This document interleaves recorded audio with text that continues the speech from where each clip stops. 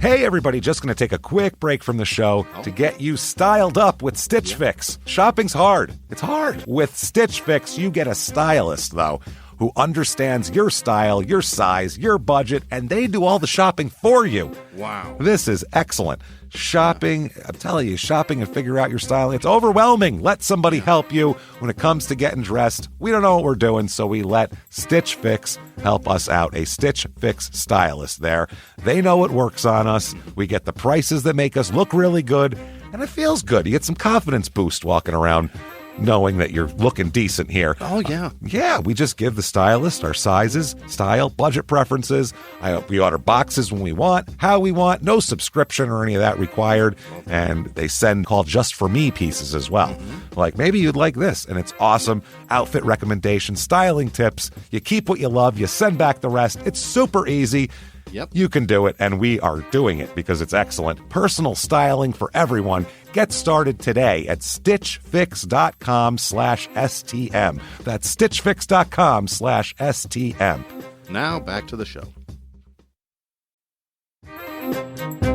Hey everybody, just going to take a quick break from the show and tell you about Noom. Has Noom helped you? I believe it has. Oh, that's got an app. You can do tracking. It's terrific. It does. And Noom builds personal plans that can meet individual needs. That's the thing. Takes into account any dietary restrictions, medical issues, other personal needs. That helps build a plan that works for you. And yes, so I know that you've had your own personalized program here that you've been working on. And it's weight loss This is weight loss results that last. They stick around because you get yourself into a lifestyle change. That's what matters. That's mainly it. You can't just say, I'm going to cut that out for a month and then go back to it. That's not what it is.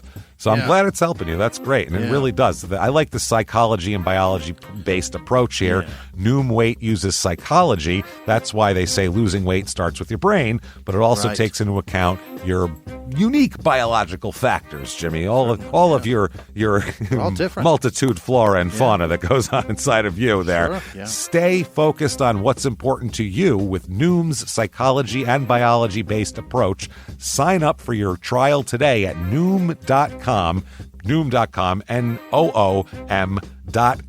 here. Based on 3.5-year study of actively engaged Noom users with minimum starting BMI of 25. Individual results may vary. Visit our website for more information.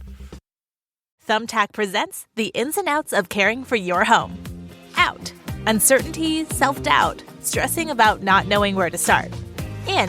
Plans and guides that make it easy to get home projects done. Out. Word art. Sorry, live, laugh, lovers. In. Knowing what to do, when to do it, and who to hire. Start caring for your home with confidence. Download Thumbtack today. This week, in Malvern, Arkansas, a young woman heads out for the evening but disappears, leaving behind only her locked car on the side of the road. Then, when she's finally found, it's worse than anyone could have possibly imagined. Welcome to Small Town Murder.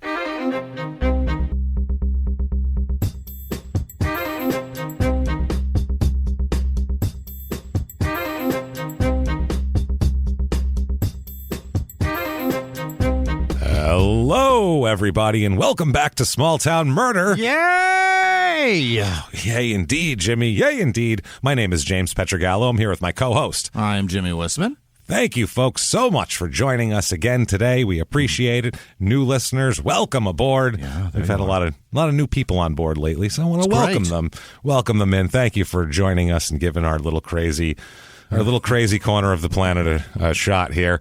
We will not let you down. We'll put it that way. Want to thank everyone for their reviews this week. Anywhere you listen, whatever platform, if there's stars to give them 5 stars, 10 stars, 80 stars, whatever amount of stars you can give. That's all fine. Do all of that. Head over to shutupandgivememurder.com. Yeah. Right now, everything you could possibly want for crime and sports and small town murder, especially tickets to the virtual live show September 16th. We cannot wait. I'm telling you, we're coming right to your house. Sort of. So get your tickets right now for that. And it's going to be still available for 3 days after that. So you can see it all weekend. And like always, it's going to be a crazy, crazy thing. It's a party. We're going to have a full episode. Goddamn event, James. A live show just in your living room. Small Town Murder. That's what it is. Good stuff. ShutUpAndGiveMeMurder.com right now. Also, listen to the other shows on the Upside Down Digital Network that we've put out for you guys here. Game of Crimes. You need to listen to Game of Crimes. They have the craziest stories. Have any of you ever had Pablo Escobar put a hit out on you? Probably not. One of them has. So they have crazy stories and lots of amazing guests. And also Life After Happy Face, too, if you want another kind of a different take on true crime. Just terrific. I don't know how many other true crime podcast hosts' father was actually a serial killer. That's not normal usually. So you're going to get a different take there. Check those out. Game of Crimes. Do you ever have a birthday party thrown by a serial killer? Probably not. No. Most people haven't. Probably the same amount of people who have had a hit put on them by Pablo Escobar, I would imagine. So, listen to both who are still alive. Right. So that patreon.com/crime and sports. We have some good ones for you this week that we put up over the weekend. First of all, for the Crime and Sports episode, which you'll get access to because you have access to everything, both shows, the whole back catalog, everything like that. Anybody over the $5 level or $5 or above. For Crime and Sports, we did the Malice at the Palace, which was the big giant brawl between the Pacers and Pistons and the fans, really. Yeah. Of Equal the amount of beers of and the Pistons. Yeah, lots of stuff going on there. And gave our opinions on it and just that wildness with some little bit of perspective from the rearview mirror there, some time. And Small Town Murders was a lot of fun, too. We finally got to dig into some kind of common and harmless conspiracy theories. Right. Nothing controversial. You can argue about Bigfoot with your friend for 20 minutes and then forget you ever talked about it and move on to another subject. It's not something that's really relevant in our lives. So we figure let's talk about that shit and make fun of it. Yeah. Bigfoot, Loch Ness Monster, all that sort of thing, you JFK, moon landing, non-believers, things like that. So we got into that. Lots of fun. Patreon.com/crime and sports is where you get that and everything else. And if you're a subscriber, you're going to get a shout out at the end of the show because you're a producer and that earns you our undying affection and our gratitude. Jimmie will mispronounce your name at the end of the show to show you how grateful we are to you. So you'll get that. And if you just want the shout out and our undying affection, you can do that at PayPal using our email address, crimeandsports@gmail.com. Very quickly, disclaimer, it's a comedy show, everybody. We're comedians. Jokes will happen. They will. Also, someone will die or multiple people will die. It's a murder show. So these things can exist on the same plane if you don't intermix them too much. Put it that way. You might have gravy with your vodka, but you don't put them together. They're separate.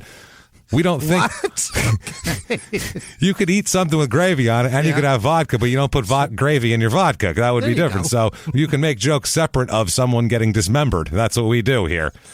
That's not funny. We know the funny parts, and they're not the murder part. Fuck just happened. That's right. We go out of our way, Jimmie, out of our way, not to make fun of the victim's family or the victim. Why? Because we're assholes. Yeah. But we're not scumbags. There you have That's how it works. We're just assholes with weird analogies. So if that sounds good to you, welcome aboard. We're going to have a good time. If not, I don't know what to tell you. I mean, give it a shot. Maybe you'll like it. Maybe not. Don't complain afterwards. Life's much harder than this. That's it. So that said, it's time to sit back, everybody, and shout, Shut up and give me murder. All right. There we go. Great. Let's go on a trip, shall we? I'm surprised we're not taking a trip right now. Let's do this, Jimmie. Let's go on through. We are coming from New York last week with just a wild episode and a lot of debate within our small town murder community. Not like fighting amongst each other, but just like talking like, well, I don't know about this, because they're talking about the insanity law of last week that, it's like, well, yeah, if you hold it to the law, yes, but people were like, but I still think he's nuts, cuckoo cocoa pants. And there's also the part of like people, mental health touches so many of our lives. And when you have experience with it, your judgment on what constitutes crazy versus what doesn't is you have a different perspective on it. So the law doesn't take into account personal anecdotal evidence. They just take what they feel and medically, and unfortunately that's the only thing we can go by. also his crime was kind of a head shaker, so it kind of seemed a little more out there. Yeah. We'll put it this way, if he had like done what he did to a 7-year-old girl instead of a 56-year-old guy with arthritis, I don't think as many people would have been. You know what I mean? I think that would have been harder. Yeah. And that's not because I don't know either way. That's the law. I don't know anything about it. So, but anyway, it was nice to hear people kind of going back and forth and debating it. Conversation matters, man. Absolutely. It's huge. And when big. You keep it civil and discuss they weren't. in a tone of nobody yelled, nobody got called names. Nobody called each other a twat or anything. Right. It was amazing. Kept it at the tone of this is how I feel, this is how you feel. It was beautiful. Very impressive. Yeah. So today we are heading on down to Arkansas. Oh my. Yeah, buddy. Let's do this. Malvern, Arkansas. Yikes. I know you've all been there. It's everybody's summer vacation spot, I'm sure. Take all the kids to Malvern. This is named after two different guys, Mal and Vern. Mal and that's Vern over there. Yeah. Central Arkansas, this is, where all the good stuff is. It's about 45 minutes to Little Rock there, which is, I guess what's the happening place in Arkansas, at least the capital. About 4 hours to Dallas, which is kind of the nearest big city besides Little Rock. Is that there's nothing else close? It's like Nashville to the east, Oklahoma City, Dallas.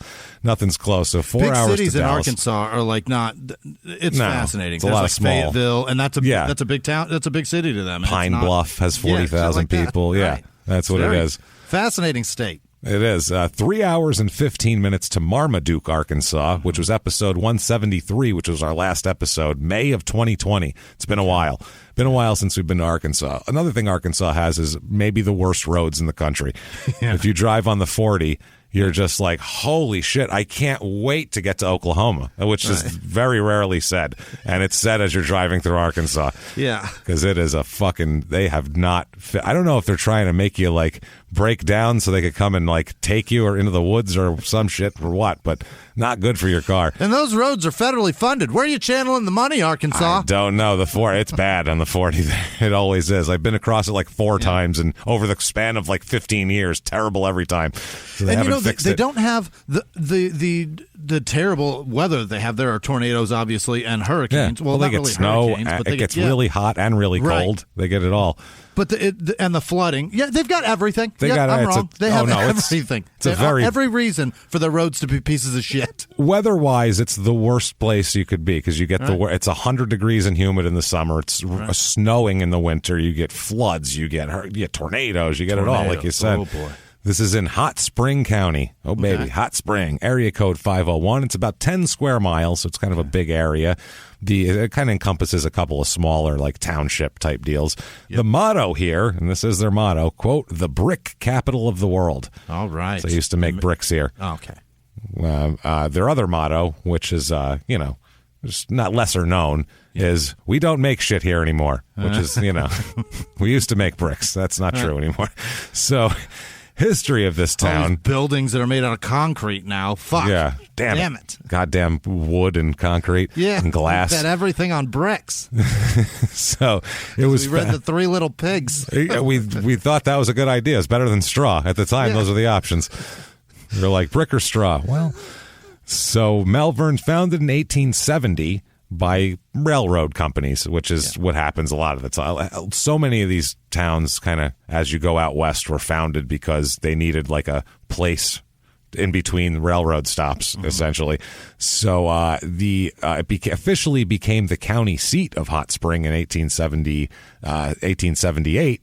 The initial inhabitants of the county were the original Native Americans that lived here, right? And then trappers, hunters, hill folk of the time, and then dangerous. people who came in to farm. So this was it was a kind of a wild and woolly place in the 1870s, especially. The railroad, known as the Diamond Joe Line, oh baby, you gotta have that there. It was established by a Chicago businessman, and that ended up. They were trying to. The guy who built it had stagecoach rides that he was pissed off about because they were bumpy, bad roads even then in Arkansas. And so he literally was so rich, he was like, build a fucking railroad from here to here. I am sick and tired of this bumpy road. Great. He's that rich. He's like Jerry Seinfeld when they kept raising his rates in a New York City parking garage, so he just bought the entire garage. He's like, you know what? I'll take the whole thing. I'm tired of this shit. Let's not nickel and dime each other. Yeah. He's so rich. He's just like, just build me a railroad from here to there. I don't care if anyone else takes it. He's the Jeff Bezos with a space stick. That's what this is. Yep. He's like, I need to go from there to there. Right. So it was the closest railroad station to Hot Springs. It was Malvern. And it became like a kind of a in-between transfer point for people as they came through here. It was the only railroad into Hot Springs for 15 years. Is that right? So there's one rail coming into town, and that's it. Bleak. For how long? 15 years. A stretch Holy of 15 shit. years. During World War II, Malvern lost a ton of their people to California. They all went to Los Angeles. Really? It's like, yeah, people always think like they think of LA and they're like, oh, it's all like hippies and hipsters and this sort of thing. There are more rednecks in California than probably any other state because there's 30 million people in California. There's a lot of people, right? Anything 2 miles in from the ocean is it's rednecks. Yeah. It's rednecky. And it's because the Dust Bowl movement west after there. If you read, there's a million things you could read of that. I've said it before. Nelson Algren book has a thing on that. But you can do that. Or during World War II, they came also for the jobs. There was a shitload of war jobs, basically. So if you were living in a depressed area, and if you were coming out of the Depression, Arkansas took longer to come out of the Depression than some places, some of these middle of the country places. So we aren't throwing bricks in this war. No, there's no, damn it. I wish they would drop bricks from these planes instead of bombs. Can you put one brick in every bomb, maybe, to wait? It'll take it down faster. They really tried. The brick is shrapnel. I don't know. They presented that plan to Congress. They didn't bite, apparently. So there was a couple of residents found work there and wrote home saying they got jobs for 88 cents an hour, which back then was like a shitload of money. And in Arkansas was unheard of. You had to be like, the fucking judge to get paid 88 cents an hour. $40 a week. Yeah, so they were freaking out. So basically people just swarmed. There was a couple of letters, word spread. Next thing you know, people were packing up the cars and driving out there. In 1954, all the black people in Sheridan, which is a nearby town, were moved to Malvern. What? As a way to they wanted to make it an all-white town in Sheridan. That was their goal. So they moved. The owner of the sawmill, a guy named Jack Williams, he told the black employees that they could either accept his offer to give him their homes, and he'd move them to Malvern and get them over there, or he would fire them, quote, evict them, and burn their home down. Those were their options. Give me your home and I'll get you another one in the other town, or I'll fire you and burn your home down. Those are your options. So most of the black people went to Malvern. Yes. That's how that happened. We'll take the home purchase. Yeah. Reviews of this town, 5 stars here. People love it, some people. Malvern is a great place to live. The people are very friendly. Wish we could see some growth in our town, that we could restore the downtown and our building could get occupied again. Apparently they own a building downtown. We need to get more businesses other than pizza, Mexican food, and dollar stores. We do have a nice river park to visit. But that doesn't sound like a 5-star review, but it is. That's here's one, 4 stars. Still loving it. Quote, I grew up here all my life and everyone knows everyone, exclamation point. You seem very happy about that. We're a small town with a main street, still having some storefronts. We're trying to grow our community and our income through our town. By the way, those storefronts are pizza, Mexican food, and dollar stores, according to the last review. We are all very close, and everyone knows each other's family, so it's like we're one big family, exclamation point. Yeah. Gross. 2 stars. Malvern has a lot of drug and violence problems as a whole. Wow. Alrighty. And there aren't as many positives about it compared to the negatives. For example, at the time of writing this, the city is planning on tearing down a large portion of the historical Main Street in order to build a new police department. Well, that solves the dollar store conundrum from the 2 reviews ago. And as someone who has grown up in the area, it breaks my heart. That's about that. Here's another 2 stars. Quote, more jobs. It's the first sentence. Please? More jobs. Or I don't know whether they're saying there is more, they'd like more, they're angry there's more, but there's more. It's a demand, I think. With all of the closings of local businesses, Malvern sometimes looks like a ghost town run by cops who think they are above the law themselves. Whoa. The city doesn't, this guy has a bunch of tickets. The city doesn't require or mandate people to keep their lawns cut and trash out of their yard. It's just really turning into a rundown old town. That's not a positive review. Training Day Malvern. That's what it sounds like. Yeah, Training Day Malvern. Holy shit. 2 stars here. Quote, Malvern is getting bad. In the scene of drugs and violence, it's dangerous to have kids walking the street. Oh. Now, we'll talk about the crime rates later on, but this is what they're saying. This seems like a town that used to have no crime because it was a small town, and now there's like an average amount of crime, and they're like, the fucking sky is falling. You know, it's like, you're joining the rest of us now. Daily, I see young children and old skipping school and going to jail. Why are there old people and children, young and old, skipping school? Okay, old children. They're the problem of old children. Old children are called adults, sir. Yeah, well, no. I got a cousin who's 36, still in the 11th grade. It's really hard on him. It's tough. Sometimes he has to skip school. You know, when his kid needs to go to the doctor or something, he's got to skip. It's tough. I myself would rather not live in Arkansas for the rest of my life, and once I leave Malvern again, I will not be looking back. I'd much rather build my life elsewhere. All righty then. That's that. Population of this town, it's kind of has its ebbs and flows, really. We can see between 1940 and 1950, when the war, like I said, they went for jobs. They lost like almost half their population. Wow. Not that much, but they went from 8,000 people to 5,000 people. That's a 35-40%. That's a lot. Big drop. But then they've been growing steadily. A population of this town, 10,788 right now. Okay. Decent sized town. It's up 20% since 2000, so it's growing. Yeah. Male and female populations are way out of whack with the norms here. Lots of dudes, huh? Normally, it's about 51% female. Here, 56% male. That is heavy. That's a lot of guys, man. Yeah. That is a sausage party town. What the hell is happening?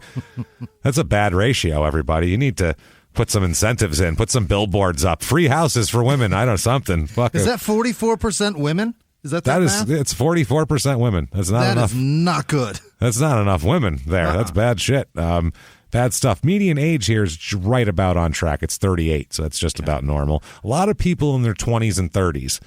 Not a lot of children, not a ton of elderly people either. It's kind of a lot of 20s and 30s. Married population low. It's normally 50-50. Here it's about 43%. Single with no children, higher than normal. Really? Normally it's 10%. Here, 15%. Mm-hmm. One of our most swinging towns we've had so far. But they're all dudes. That's the problem. They're all dudes. They have no children because there's no women left right. to impregnate. They've all been impregnated by others.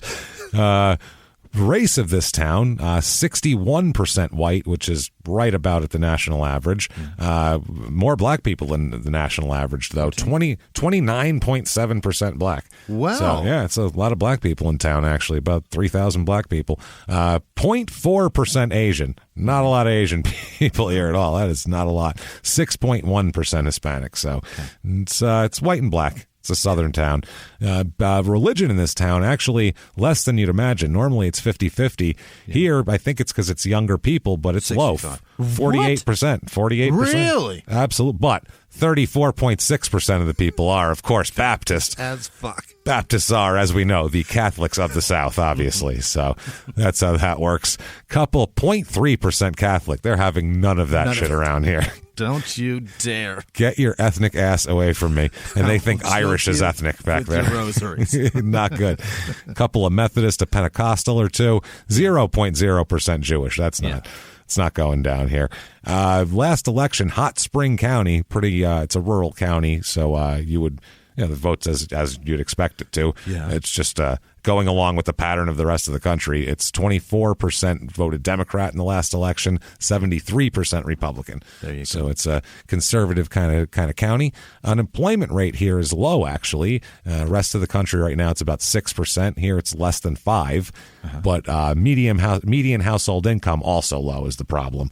57,652 is the national average. Here, 31,516. I don't know. That's low. That's rough for a household. 62% of people make $40,000 or less. That's rough. I can't. Well, here, the only way I could think is the cost of living. And cost of living here, regularly in the rest of the country, 100 is average, regular. Here it is 68. So pretty low. Very cheap, yeah. And the housing is a 29 out of 100. Median home cost $68,100. That is how you do it right there. Jimmie, laughable. Living in Phoenix, where you can't get a 1-bedroom apartment for less than $1,500 a month. You go, how the hell do you survive on $31,000? That's how. It's the only way. Cheap. Boy. 82. Rent, James, is like $1,700 here for a house, and it's not a good house. No, it's in a bad neighborhood. That averages about $20,000 a year in rent. Yeah, and you will hear gunshots, plenty of them. You're going to hear a lot of helicopters, then looking after the gunshots. You're going to hear all sorts of that shit. If you can afford that, that's in 3 years. That's $60,000. That you could buy a house in this place. Yeah, that's what I mean. Incredible. It makes sense. 82% of the houses are valued at $150,000 or less. Wow. So it's if we've convinced you want to be looking for a quiet place with a main street that's not quite renovated, we have for you the Malvern, Arkansas Real Estate Report.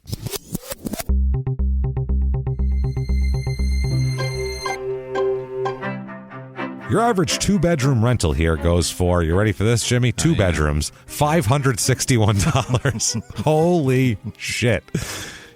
Someone would let you sleep in their back seat of their car in Phoenix in their garage when it's 110 outside for that much money. I found a 3-bedroom, 1-bath, 1,168 square foot little house. Okay. Nice little house. Yeah. 3-bedroom, 1-bath, decent, nice floors, good wood, like nice hardwood floors in it. Look original, very nice. Great little starter home. Just got together, just had a kid or something. Good stuff. $59,900 for this. Wow. Cheap, not bad. My first house was that same square footage, same floor, everything, and it cost me $140,000. Yeah, that's exactly right. I found and that was when Phoenix was still normal. 2003. I found a 4-bedroom, 2-bath, 2,139 square foot house. Needs some work, but it actually looks worse from the outside than it really is. The outside's the worst part of it. Inside, it doesn't look bad. Like, you could move right in and start fixing shit up. It's not torn apart or anything. Okay. To almost 2,200 square feet, $79,900. Fuck out of here. That's amazing. I mean, you could do a lot of that work yourself and be in. Then I found, you're doing very well here. You made all the bricks. Yeah. I found a 6-bedroom, 6-bath, T-bowl for each and every B-hole. You betcha. 7,088 square feet. Oh, my. Over an acre of property, just a brick mansion. Beautiful. Yeah. Some rooms could use an update, but it's still There's really 6 big. Of them.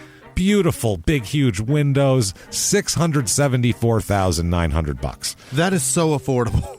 For that. Well, not affordable for human beings like us, but if you were looking for a $675,000 house, that's way cheap, way better house than you're going to get most places for that. That's price. the biggest house you're going to get for that dollar in America. Absolutely. I found things to do. First of all, the Hot Spring County Fair and Rodeo are each fall. I don't have to tell you what happens there. Oh, they love a rodeo there.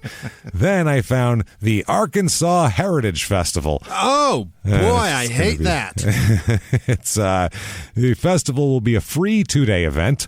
There'll be vendors and all this type of shit. Woodlands Auditorium will feature different speakers every hour who will cover a range of topics on what all Arkansas has to offer.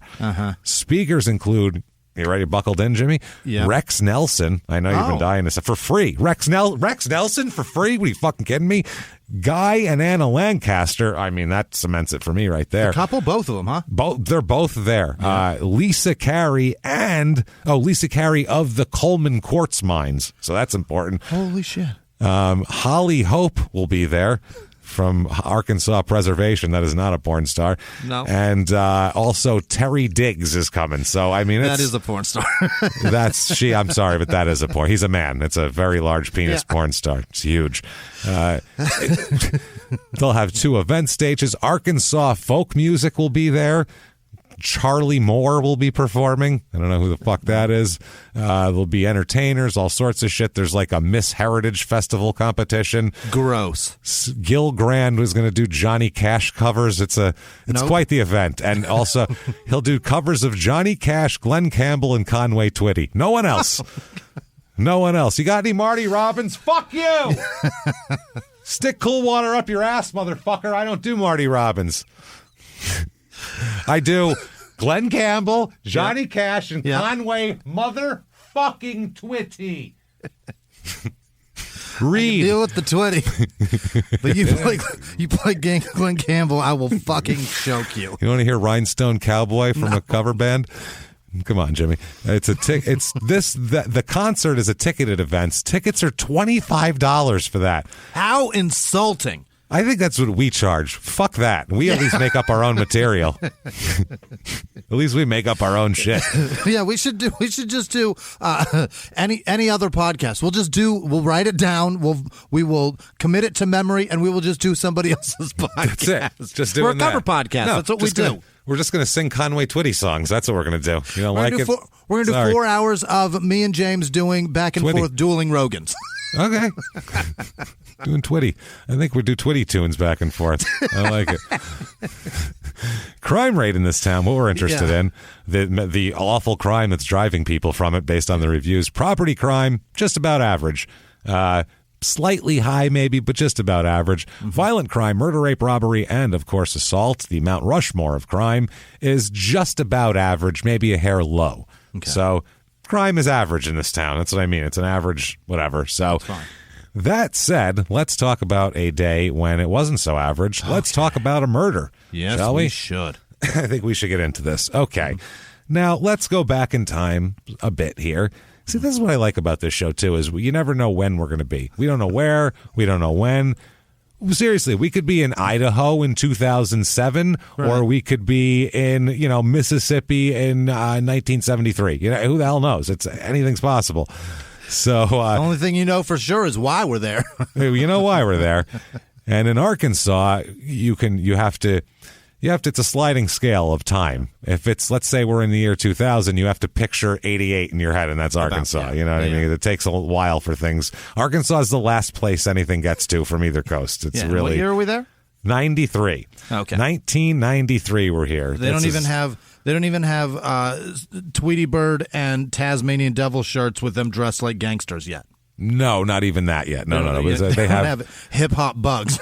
No, they have Bart Simpson shirts still that are still hot around there, probably. Eat My Shorts shirts. A lot of those, or El Bardo, or, remember that one?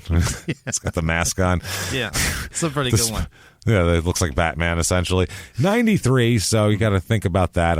What are you? I'm probably very much into Sega Genesis at this point. I am 12 and loving Street Fighter. Yeah, I'm playing basketball a lot. I'm doing so much Super Nintendo and basketball, and playing a lot of Madden. You're going to be very disappointed in me, James, but I was certainly wearing a Dallas Cowboys shirt. Oh, Jesus, Jimmy, what the hell happened there? I liked Michael Irvin. I did. That much to get a shirt? So we're going to go back to October of 1993. Okay. So fall of 93. We are going to talk about a young lady here who is not much older than us. Julie Diane Heath is her name. Okay. She is born on June 11th, so day before my birthday. Interesting. 1975. She goes by Julie Diane, probably. Everybody in Arkansas has two first names. Has two names. She just goes by Julie because they were like, and she was mad. She's like, why didn't you give me a one-syllable second name? Yeah. That way I could have been like Julianne or something, or like... If your name was James William, they'd call you Jim Billy. That's Jim Bill, yeah. Diane, there's nothing short for Julie Di doesn't really work that well. So Julie Diane, she's like, I guess I'll just go by Julie. Fine. Right. Julie is a cool young lady, from what I understand here. Right. She's 18 years old. She just got done with high school, which that's you feel like you're really right. The whole world is just this giant on-ramp at that moment in time for you. Especially if you finish high school at 18 in Arkansas. You are valedictorian. You're doing great. And she's a high school cheerleader. She was a varsity cheerleader. She's a pretty young girl. She wants to be. She has a goal of being a police officer one day. That's what she wants to do with herself here. Which is you say wow because you don't think cheerleader police officer, but I guess it's rare. What the hell's the difference? Yeah. You have to be athletic to be a cheerleader. Why not? Probably it's strong. Usually, I mean, it's not makes sense. Not that women that are police officers or firemen are have to be shaped like a man to do it. You know what I mean? It's just rare that you see the girl that's a cheerleader who obviously is the prim and proper, very feminine. Yeah, that's a police that wants to be outfit, a police officer. Yeah, police officer's outfit is not feminine. It does not make you look feminine. There's no femininity to it. She doesn't. That doesn't matter to her. It's not her thing. She's pretty cool. It sounds like awesome. She works 2 jobs currently. She just got out of school and she's working, trying to make some money. She works number 1 at Taco Bell, right? Which I worked for Taco Bell in 1995. I understand. Everybody's got to start, James. I know the struggle. I know when they say, "Hey, why don't you take this metal thing?" These beans there's been heat under this for like 12 hours. Take that and scrape the beans off it under 400-degree water, would you? That's a fun fucking day. That's great. Just scrape. No, I know it's not going to come off for a while. You got to hold it under the water and just keep scraping, and eventually you'll hit metal. Just keep going down. I've done that. I know it's going to take 4 hours. We're paying you by the hour. Just keep doing it. Miserable over there. It'll cost us less money to have you do it than it would to buy a machine that can do that. Do you know why they put me over there, by the way? That the beans are so caked on, there's no machine that'll take them off. That's why they have to get a purge. They have a thing you put them through, but these have to be done. They put me over there. I was initially on the taco line. Yeah. I was putting tacos together.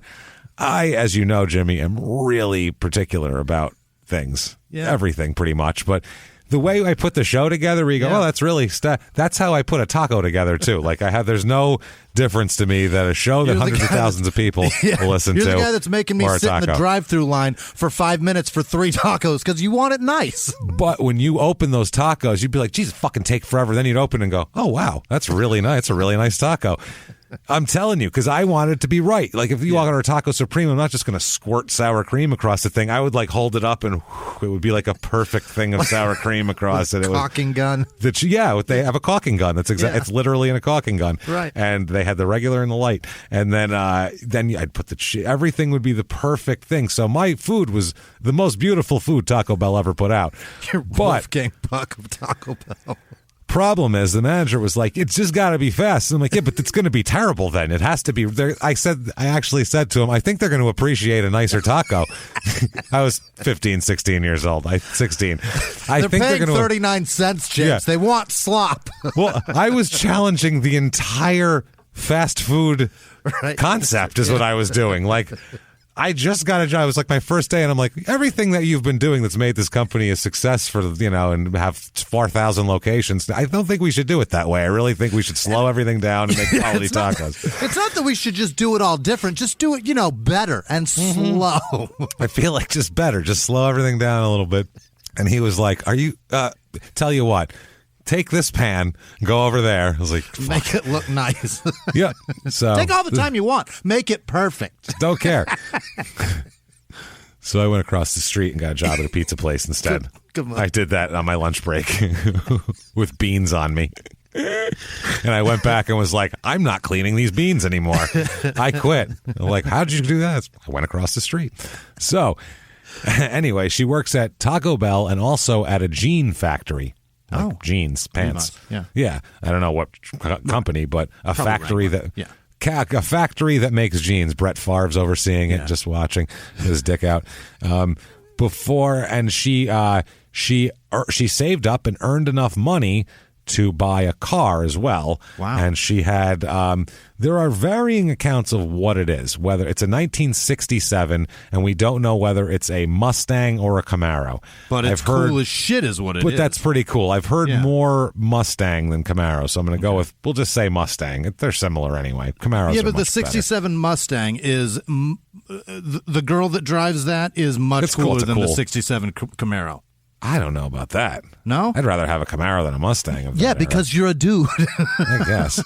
The Mustang plays to ladies more. Yeah, you know what? I guess that's why I want it. Yeah. Yeah. For me, if I'm looking like a cool chick, I'd be like, that chick with the Camaro's badass. You know what I mean? So I was thinking didn't think about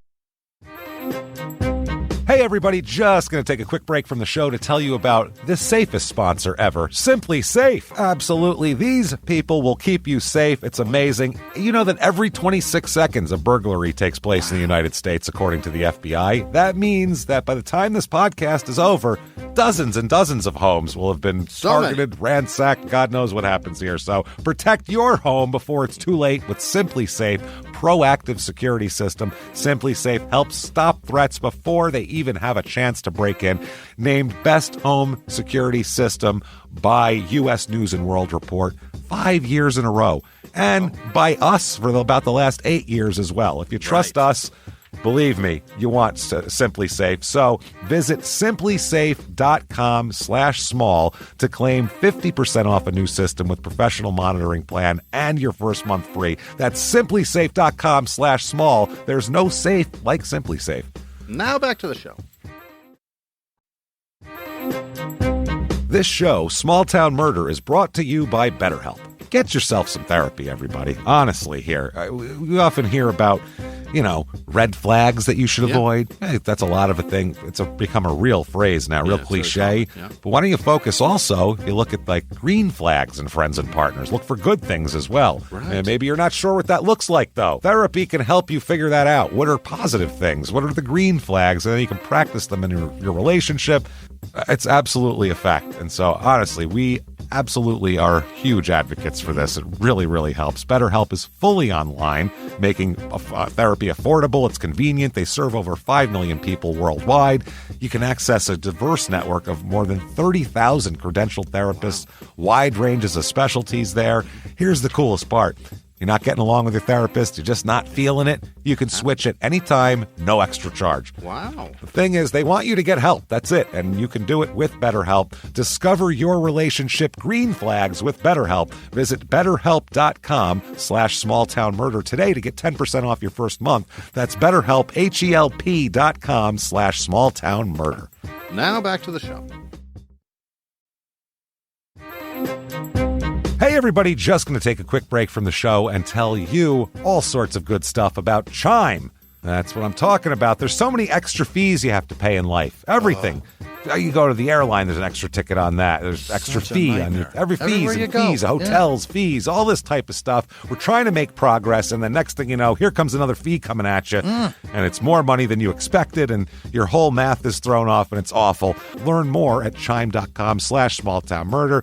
Chime is great with that stuff. I mean, you can't beat if your things are a little tight, especially around the holidays or after the holidays. Yeah. You need that money a couple days early, or you go grocery shopping, you got a car payment due, there's so many things that don't cross over exactly how you want them to cross over. Make progress toward a better financial future with Chime. Open your account in 2 minutes at chime.com/smalltownmurder. That's chime.com/smalltownmurder. Feels like progress.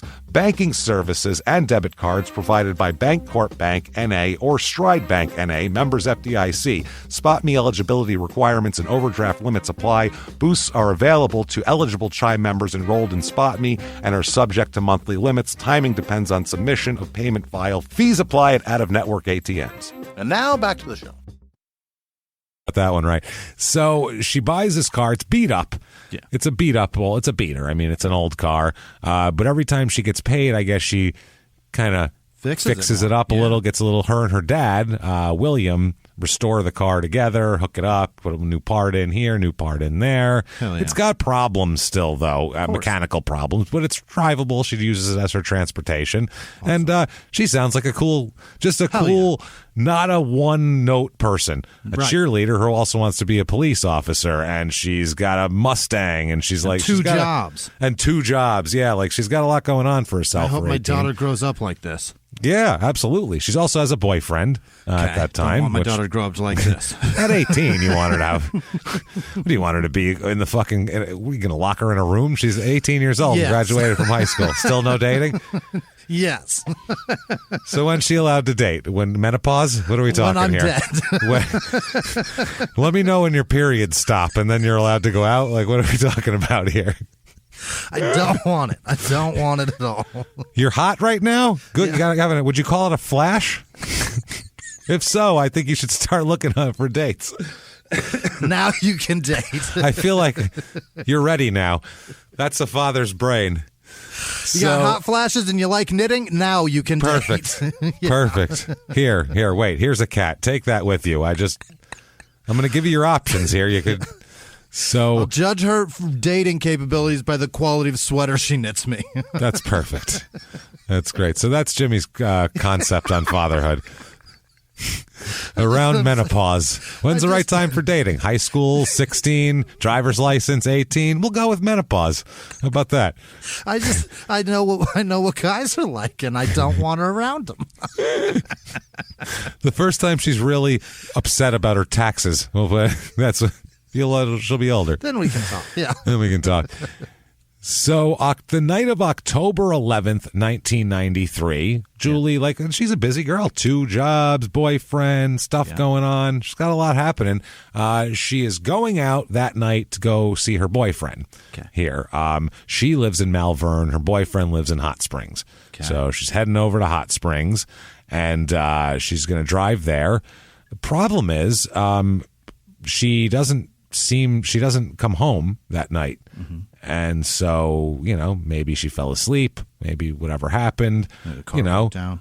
Mother calls the boyfriend's house, where the hell, because there's no cell phone. It's not like you can text, hey, you get there okay? It's, this is, well, for younger people listening, you have to put it in the context of 1993 for people of, real time.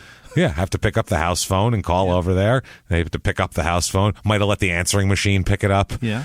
Anyway, apparently said, have you seen Julie? Can I talk to Julie? Did she spend the night there? And Julie, apparently, she's not there. He says she never showed up. I'm still waiting for her. I don't know. She never came. So the mother obviously alerts the authorities at this point, because it's very unlike Julie to say, I'm going from point A to point B, and then a few hours later have not arrived at point B yet. Right. Especially, it's not like it's a 4-hour trip. It's not a long trip at all. Yeah. It's a quick trip up the road. So it's not there. So about an hour and a half after all this goes on, she leaves. She doesn't get there, waiting for phone calls, all that sort of thing. Her car is found on the road. You see her car on the side of the road. It's on the side of the US 270. Okay. And the car is locked on the side of the road, like someone left it there, but the keys are in the car. Oh. Which is strange. Normally, you wouldn't. Keys in it? Normally, if you have a breakdown on the side of the road, because a breakdown is very common with her car breaks down all the time. Mm-hmm. So this is not abnormal. It's just normally you wouldn't leave your keys in a locked car when you take them with you, obviously, if you got a ride to a service station or something. So they found that to be a little bit strange. A woman, they talked to a couple of friends of hers, Samantha Brooks. She said she saw Julie at about 9 p.m. and Julie told her she was going to Hot Springs to see her boyfriend. She'd be back in about an hour and a half, just stopping by there, coming back. She wasn't going for the whole night. And the boyfriend said, no, she never got here.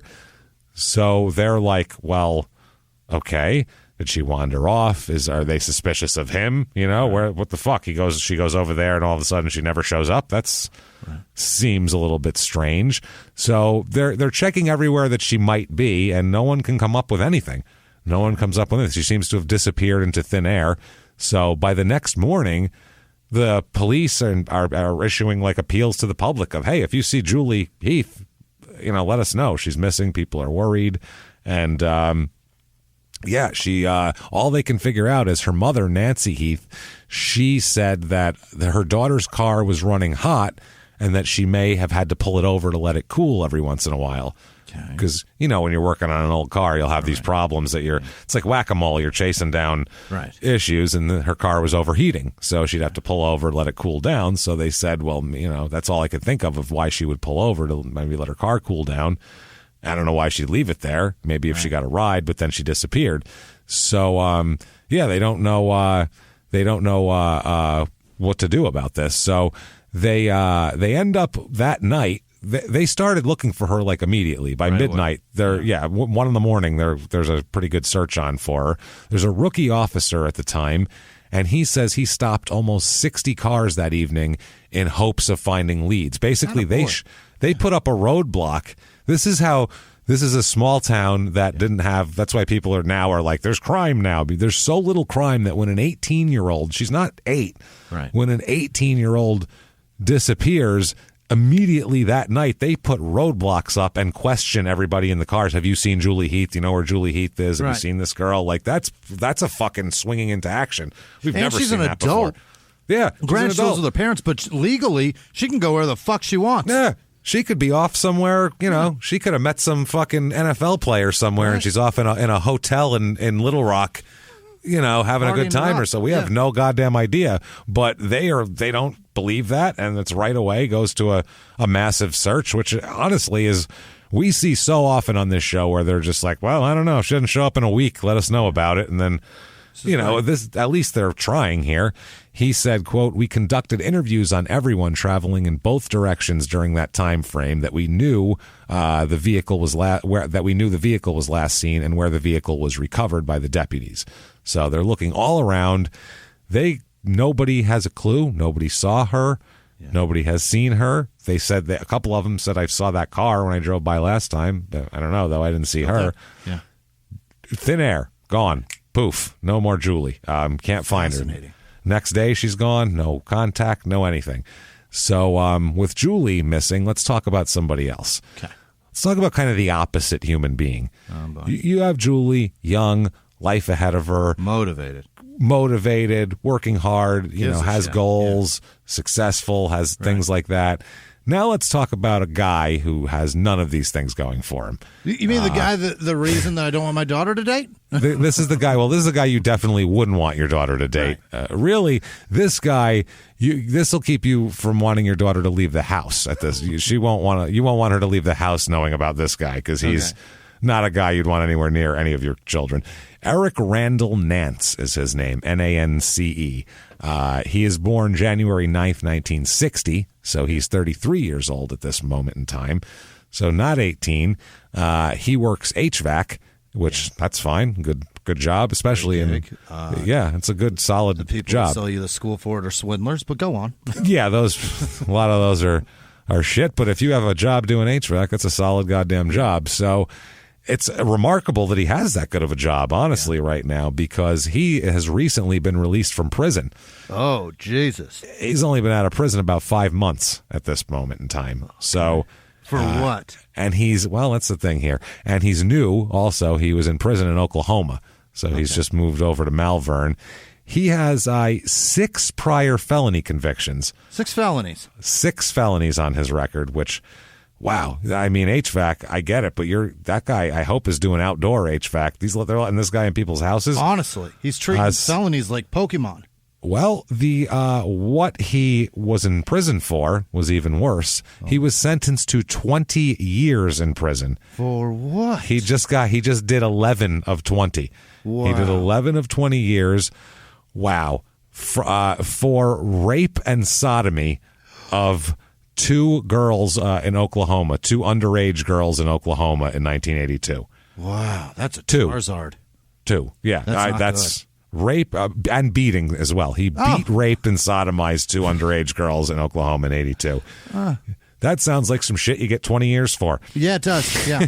They frown upon that. They frown upon that Make you take a long time out.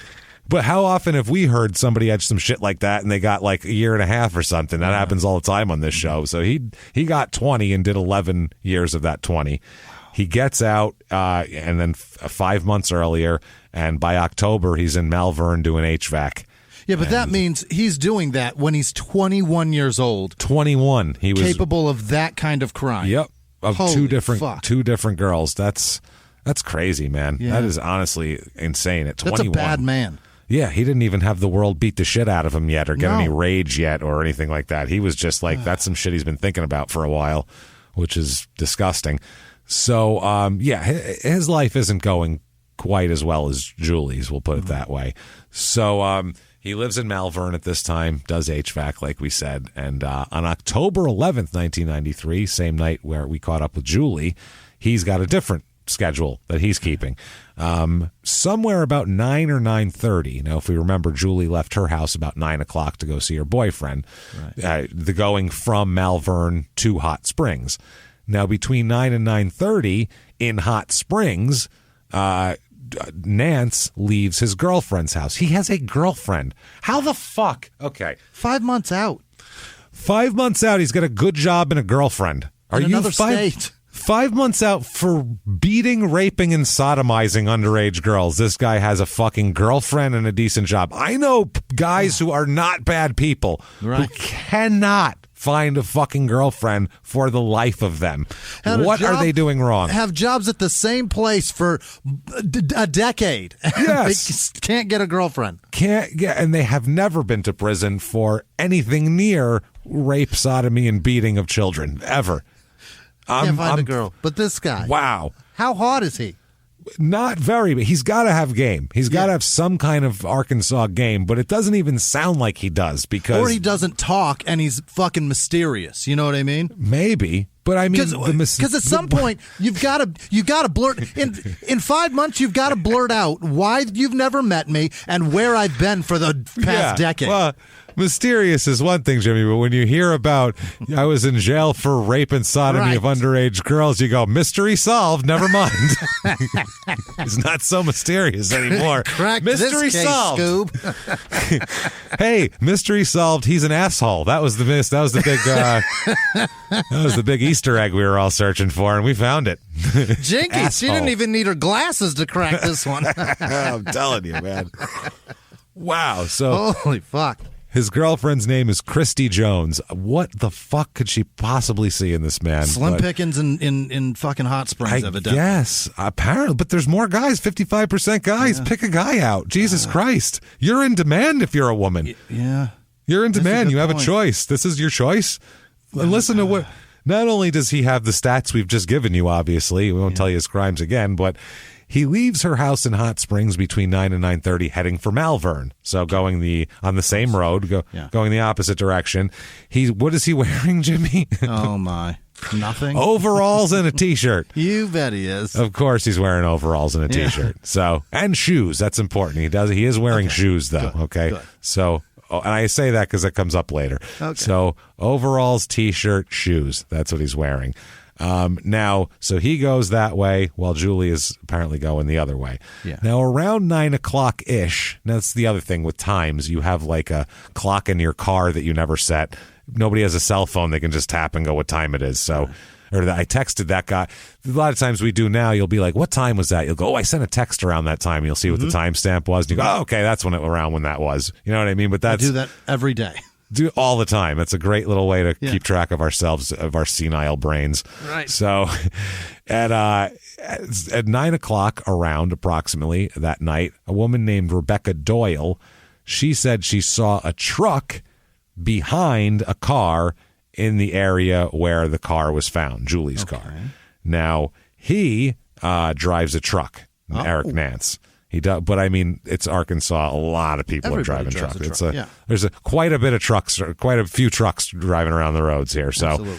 But she said she saw a truck pulled behind the car, like someone was pulling over helping somebody or something. That works. Yeah. So that's the only time we've seen anybody anybody's seen either of those two in that time period. Then nobody sees Nance for another 3 hours. He's not seen by anybody until 12:30 a.m. So the next morning, technically. So 12:30 a.m., a couple hours later, he stops at a convenience store located near the interstate in Malvern. And a Tina Loy and a Christy Sims were working there because you want to put two ladies on the overnight, obviously. That's very safe. They may be the toughest of the employees, though. That's the other thing. We've thought that's the thing. We already said, well, the cheerleader doesn't want to be a cop, which was a dumb thing to say, and now we're saying this too. But still, I worked at a gas station when I was 18, and they wouldn't let the woman who worked there work overnights. They wouldn't let her. Period. That was it. They just wouldn't. So they're like, we don't want anybody getting murdered in this or getting worse, anything happening in the store. Not that a woman can't handle herself. You know what the fuck we're saying. Shut up. So it's statistically do you want your daughter working at 4 o'clock in the morning at a convenience store off the interstate? Exactly. Shut up. Or your wife or your friend or you. Yeah. Overpower or hurt somebody that is smaller. Well, not only that, to a robber, they might think it is, even if it's the toughest. You could have Ronda Rousey working behind the counter, but if he might just go, oh, that's a pushover, and I'm going to go rob her. Even Ronda Rousey, you kick her in the neck and it's over. Apparently so. But if you see career and everything. You see some like 300-pound hillbilly with a strand of wheat hanging out of his mouth wearing oil-stained overalls. You might go, maybe not. I don't know. Maybe I feel find like one where there's a gal working. I think maybe we do that. So anyway, 12:30 a.m. on October 12th, 93, he walks into the store looking very hot and sweaty, they said. Midnight, 12:30. Hot and sweaty, looks very, very hot. He's wearing overalls. Yeah. But now he's got no shirt, no shoes, no socks. No service. So he comes in, if you're a crime and sports listener, like Vince McMahon's fantasy. No shirt and a pair of overalls. Small Town Murder, that is just the murder uniform. Small Town Murder, that's the uniform. So he's lost his shirt, his shoes, his socks from his original leaving his girlfriend's house. He's all hot and sweaty. And on the front of his overalls, they noticed that there is very dark stains that appear to be fresh on the front of his overalls. Yeah. Dark, like possibly blood or something of that nature. Yeah. Or he just changed his oil, or, I don't know, a squid blew up on him. I'm not sure what happened here. Or he stole them, and that was the ink bomb. That was the ink bomb. One of the two. Yeah. So he tells them, hey, my truck broke down. That's the thing. So he said, I had to run all the way here. That's why I'm so hot. And I took my shirt off. And who runs with shoes on? I mean, honestly. So I know this all looks crazy. So let me explain to you why I look like this. This is why I look crazy. Oil from the truck breaking down. Right. Shirt because it's hot. No shoes because, the Kenyans win the marathon every year. They never have shoes on. So I was like, I feel like that's a better way to run. I really love the feel of a gravel road beneath my toes. I do. It's just how I work. He went into they said he came in, said his truck broke down and blah, blah, blah, and made a beeline for the bathroom. Okay. Went into the bathroom, came out drying his hands. Mm-hmm. So he was washing up in there. So apparently after that, he called his mother and brother and asked them to help him come fix a flat tire on his truck. So that was his night. That's what they saw. So he's gone into the night to fix his truck with mom and brother and do all of that. And Julie is still missing. And she disappeared on October 11th. On October 18th, 1993, she's finally found. She's finally found. She is found off Wild Hog Road. Yeah. Very Arkansas. Sounds like a good place to go. Found by a gentleman named Herbert Chandler Jr., who it was right near his property. This is basically off Highway 171. He's a hunter, and he was getting ready for deer season, walking around, chopping out paths and doing shit like that, getting ready to hunt for deer season. And while he's doing that, he stumbles across Julie. And in just a week in the Arkansas summer heat, or not even the summer, it's October, early October, but it's before winter, so there's a lot of insect activities, a lot of scavengers, especially in the fall, looking to, build things. Yeah. So she's discovered it's about 7.5 miles from where her car is found. Okay. So that's where it is there. It's been exactly a week. They said, one of the policemen said, quote, the clothing, the boots, the pants, the shirt, everything, physical features all fit Julie. Although we'll wait until the crime lab positively identifies her, we're 99 9/10% sure. They said, quote, it's definitely a homicide. And they said they're investigating, quote, we're still pursuing the leads that we had previous to finding the body, and we really feel like we're on the right track, they said. They had to... You could, other than the clothes and things, you really couldn't tell a lot about her. There was a lot of decomposition in the head area and had been ravaged by scavengers and things like that. She is found fully clothed, okay, but her belt buckle is partially undone. The pants zipper is like only a third of the way zipped. And the portion of the shirt covering her right shoulder was torn. They said also the shirt was on inside out when she was found. Oh, no. And you could tell that because she had a shoulder pad on the outside. It's 1993. Right. There's still shoulder pads. She had a shoulder pad on the outside of her one shoulder, and then they found another shoulder pad farther away. That is a few awful. feet away. Yeah. They said that They got the photographs. Then once they removed the shirt, they revealed that the shirt's torn shoulder was its left shoulder. They also, they found the shoulder pad nearby. Her bra was pulled up under her shirt up around her neck and shoulder area. Yeah. But that could be from a dragging. They don't know. Her socks and her underwear were on inside out. Wow. Okay. So that's like in a haste, you know what I mean? Just ripping it off and then throwing it back on the way it's off. In the dark in the woods in Arkansas in the middle of nowhere at midnight. And you can't see the label on the underwear or on the socks. The seam on the toes. Yep. So they also found nearby some of her hair was found between the road of nearby and the site that she was found. So whoever parked on the side of the road and possibly, it seems like, dragged her, which would explain the bra.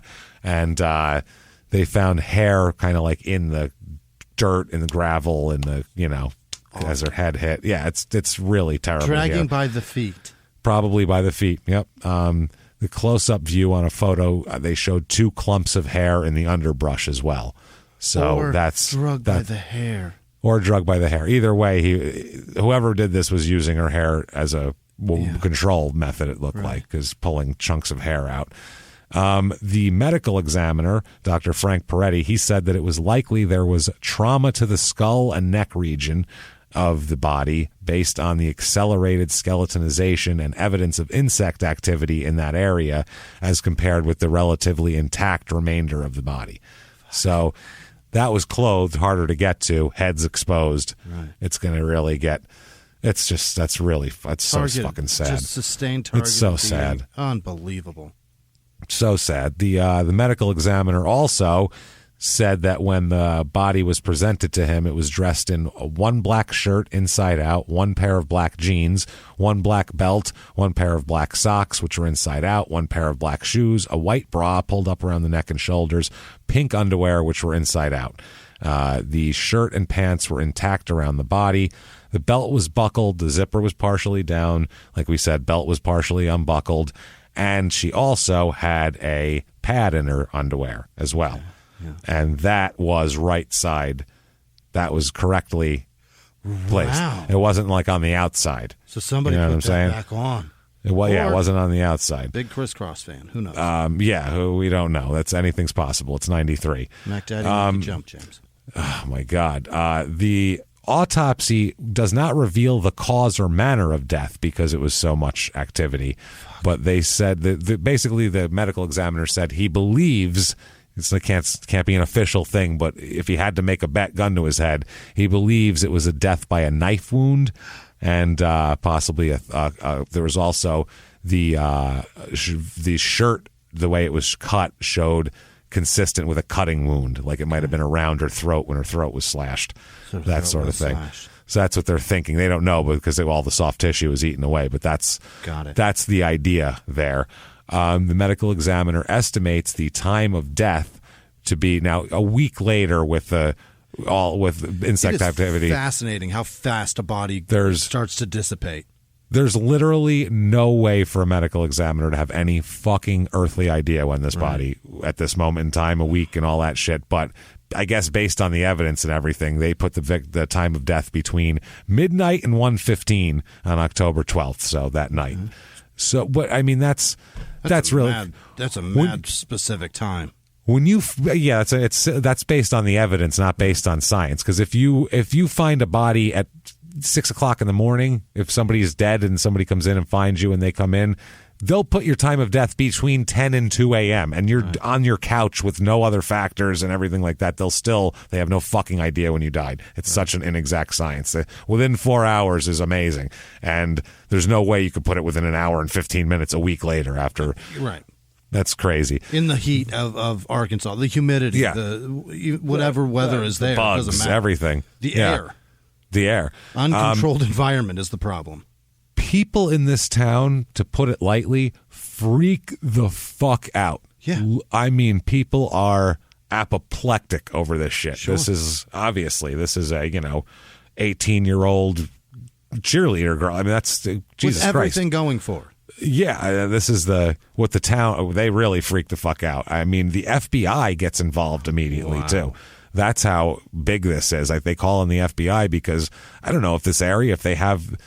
this isn't like, somebody killed their husband or killed their wife and they're in the living room and we can put that investigation together. This is like a whodunit, we don't know, teenage girl dead in the woods type of situation. So you need experienced death investigators, period. You just need experienced. So they call in the FBI and a couple of agents show up the next day. And they said they were gathering information. Then 6 more federal agents join in. Wow. By the next day. So they call for the FBI Thursday. By Saturday, they have like 8 agents working. Wow. Say what you will about the disparity between men and women and the unfairness. I will give ladies this. Nobody does this for an 18-year-old man who's got his shit together. No. And as men, the fucked up part is as men, we're like, we don't want them to either. We're like, no, look for my son will turn up. My daughter, though, I gotta please look for her. I'm afraid to find out if my 18-year-old son who's got all his shit together. I don't want to know the facts surrounding it because it's going to be embarrassing to my family. Either that or if your kid's missing, you're like, oh no, did he kill someone? Right. Maybe he's the one who's the bad guy. Whereas your daughter, you're like, something bad happened to her. I'm afraid to find out the facts about this that destroy our family. Because my son's an asshole. That's fucking amazing. Now, the interesting thing about where the body is found is it's on that guy's property. It's 7.5 miles away from her initial, the initial spot of her car. It is 1.1 miles from the exact spot where Nance's truck had a flat tire. Oh, that's wild. 1.1 miles from there. That's way too close. Very, very close. So over the next couple days here, this is not after Julie's found. This is, we'll call it October 12th, 13th. We'll go back to Eric Nance's timeline here. Yeah. Julie's timeline in the 18th, and now we're going to jump back to the beginning here with the next day. This is October 12th. Eric Nance went to his girlfriend's house again. Wow. Anyway, I'm still shocked by that. He washed his truck and shampooed its interior. How frequently do you shampoo your car? I have never in my life shampooed the interior of a car of mine, ever. I did love my Jeep because you could just hose the inside out. That was kind of cool. That's different. Have you that's ever the only time I've ever put a rug? Water and soap on the inside of my car. Yeah. You've never shampooed a rug in your car, correct? Right? Never. You vacuum it at the car wash. That's what you get, the vacuum thing. I might take the mats out and scrub those. But not the inside. I've never wiped my seats. No. God only knows what's on those seats. He shampooed the interior, Jimmy. That's wild. This guy just doesn't seem like a guy to me that's overly anal retentive about vehicle cleanliness. Right. You know what I'm saying? Right. I don't know why, but I just don't feel like he's a guy who shampoos the interior of his truck very often. But he does that. Call it overalls and that's it in a gas station. That's not the guy that I see shampooing a car. Covered in schmutz, just all head to toe schmutz. Right. He shampoos it. That's the next day, by the way, October 12th. Yeah. And she also said he appeared depressed, and at that moment, and then as well, his minister said that he told him that he talked to him that Sunday. Yeah. And that Sunday, he told his minister that he, quote, feared getting a fabricated charge against him involving, quote, the missing girl in Malvern. So he's like, I'm afraid they're going to put it on me because I was out that night. That's what he told. Your truck's clean. Yeah, it's at least you got a clean truck, pal. No one else can say that. No one else could say they have shampooed truck rugs. Hey, everybody, just going to take a quick break from the show to tell you about a healthy, delicious item, Hero Bread. And we're both trying to get healthier this new year. Jimmie had a eye-opening doctor's appointment and things like that. Yeah. So we're trying to get healthier, and I'm telling you right now, this Hero Bread is a good step in this direction. It's delicious, and it is really good for you, and it's really excellent. They have the sliced bread is good, the bagels, the tortillas. I know you've been they're terrific. Ranting about the tortillas. They're so good. With Hero Bread, you can focus on your health goals and still indulge in the soft, fluffy experience you love, but guilt-free. I really love the little Hawaiian rolls, too. Yeah. They're so good. They're so good. The Hawaiian rolls, they're legit. They're fluffy. Yeah. They're exactly how you want them to be. You'd never know it's low-carb and high-fiber bread from the texture. You get the soft, fluffy experience you know and love with your savory breakfast sandwich, late-night grilled cheese, Taco Tuesday. Do it. No compromises, just flavor, ultra-low net carbs, 0 grams of sugar, high in fiber. It's fantastic. Hero Bread is offering 10% off your order. Go to hero.co and use the code SmallTownMurder at checkout. That's SmallTownMurder at HERO.co. And now back to the show. Hey everybody, just going to take a quick break from the show to tell you a little bit about Sono Bello. You know, the most known secret with celebrities and influencers and all these famous people is so many of them have had lipo. They've had lipo, whether it's a little touch-up here or a total makeover. Yeah. Nobody has a perfect body. That's the thing. No. They may look like it on TV, but there's things that help that. Absolutely. Lipo now has changed, and Sono Bello's been at the forefront with using LAL technology and getting those beautiful and natural outcomes for each person. Looking real natural. Our friends at Sono Bello are offering their best deal. You're now included in their winter savings event, but appointments are limited, so please get on this. Sono Bello doctors are masters in micro laser fat removal, a brilliant technique that removes stubborn fat permanently. Wherever your problem areas are, tummy, love handles, thighs, arms, it's gone in one comfortable visit. Eating healthy and workouts are great. Keep doing that, but if you want to lose that stubborn fat in one visit, check out Sono Bello. Save big during their winter savings event. Schedule your free consultation now at sonobello.com/smalltownmurder. That's sonobello.com/smalltownmurder. Now back to the show. So on October 15th, 1993, this is 4 days after Julie disappeared. She still hasn't been found yet, mind you.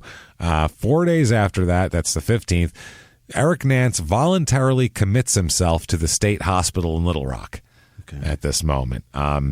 He admits himself, and then he demands to be released like a day later. Okay. He says, I changed my mind. I want out. I want in here. I want out of here. So the workers thought that he was depressed because of all he would say is, quote, some incident he was involved in. And, a hospital official contacted the Arkansas State Police and said, we got this guy, I don't know, he's still freaking out and he wants to leave. You might want to, just letting you know he's out there in case you're curious. Yeah. So the state police had his name, and then they kind of go from there because they'd like to talk to him. They found out through some witnesses that both he and Julie Heath were traveling in opposite directions on Highway 270 that night, and so they're interested essentially here. So they end up finding him, talking to him. They don't like his answers after this. They don't like his answers. He has his truck had a flat tire that he admits to a mile away from that. He's seen with stains on his clothes. There's a lot of shit that's not adding up in what he's saying. The one thing I need, James, is convicted of what he's convicted of on the same road as her. That's all I give a shit about at this point. When his name came up, because one thing in a homicide investigation, if you have no clues, if you have an area, the first thing you're going to do is I'm talking to every sex offender in that area. Right. If anybody it's anything I know that has does to do shit with this. like this, I want to talk to them first. In the David Simon homicide book, there's a case that they never solve, actually. It's still unsolved, LaTanya Wallace murder from Baltimore. Fucking horrible, that case. That's the first thing they did when they had no ideas is like, well, let's look up anybody with any record of violence or sex offenses on their record, and that's the first fucking people we're talking to, and then you bring the circle in from there. But those are your obvious things. So when they hear what he went away for, they go, that's a guy we need to fucking talk to here, because those two girls that he did that to the first time, he might have learned a lesson that time where if they're alive, they can tell on you. That's a lesson. You get 20 years. You get 20 years, exactly. So it's they're definitely curious here. So they end up arresting him actually after this. And there's a few things that they arrest him for, and we'll find out how they end up getting a hold of his truck because it's fucking amazing. This guy is dumb as a stump. It's wild. So a criminologist will will find that blood, head, and pubic hairs recovered from his truck later on belong to Julie. Oh, they find out. And that hairs recovered from his clothing are recovered from her clothing belong to him. Let's never let that guy detail cars ever. Yeah, he shampooed the shit. He is so bad at this. And they found, and I'm not trying to be graphic or sexual on it, but they found red pubic hair in his car. And Julie is a redhead, and there's not a ton of actual redheads around. Yeah. You know what I mean? It's just doesn't I'm on board. exist that much. So they were like, that narrows it down a lot. And his girlfriend isn't a redhead, so and he's not a redhead. So the opinions of a serologist, who they're blood people, based on the tests, he said he could confirm nor deny. He couldn't say whether there was definitely sexual intercourse that occurred, and that the exposure to the weather accounts for some lack of evidence and things like that. So they had a problem with that, and they said that DNA analysis of her muscle tissue was consistent with blood recovered from the seat of his truck. Okay, so not good, essentially. Now, this is how this happened. When he was they arrest him. They don't have his truck yet, okay? Yeah. They don't have his truck yet. They arrest him on the 19th, and they don't get his truck till the 20th. His sister, Belinda, she went to visit him on, this is later on, she went to visit him on December 26th now, okay? We'll talk about the truck in a minute, but this is later on.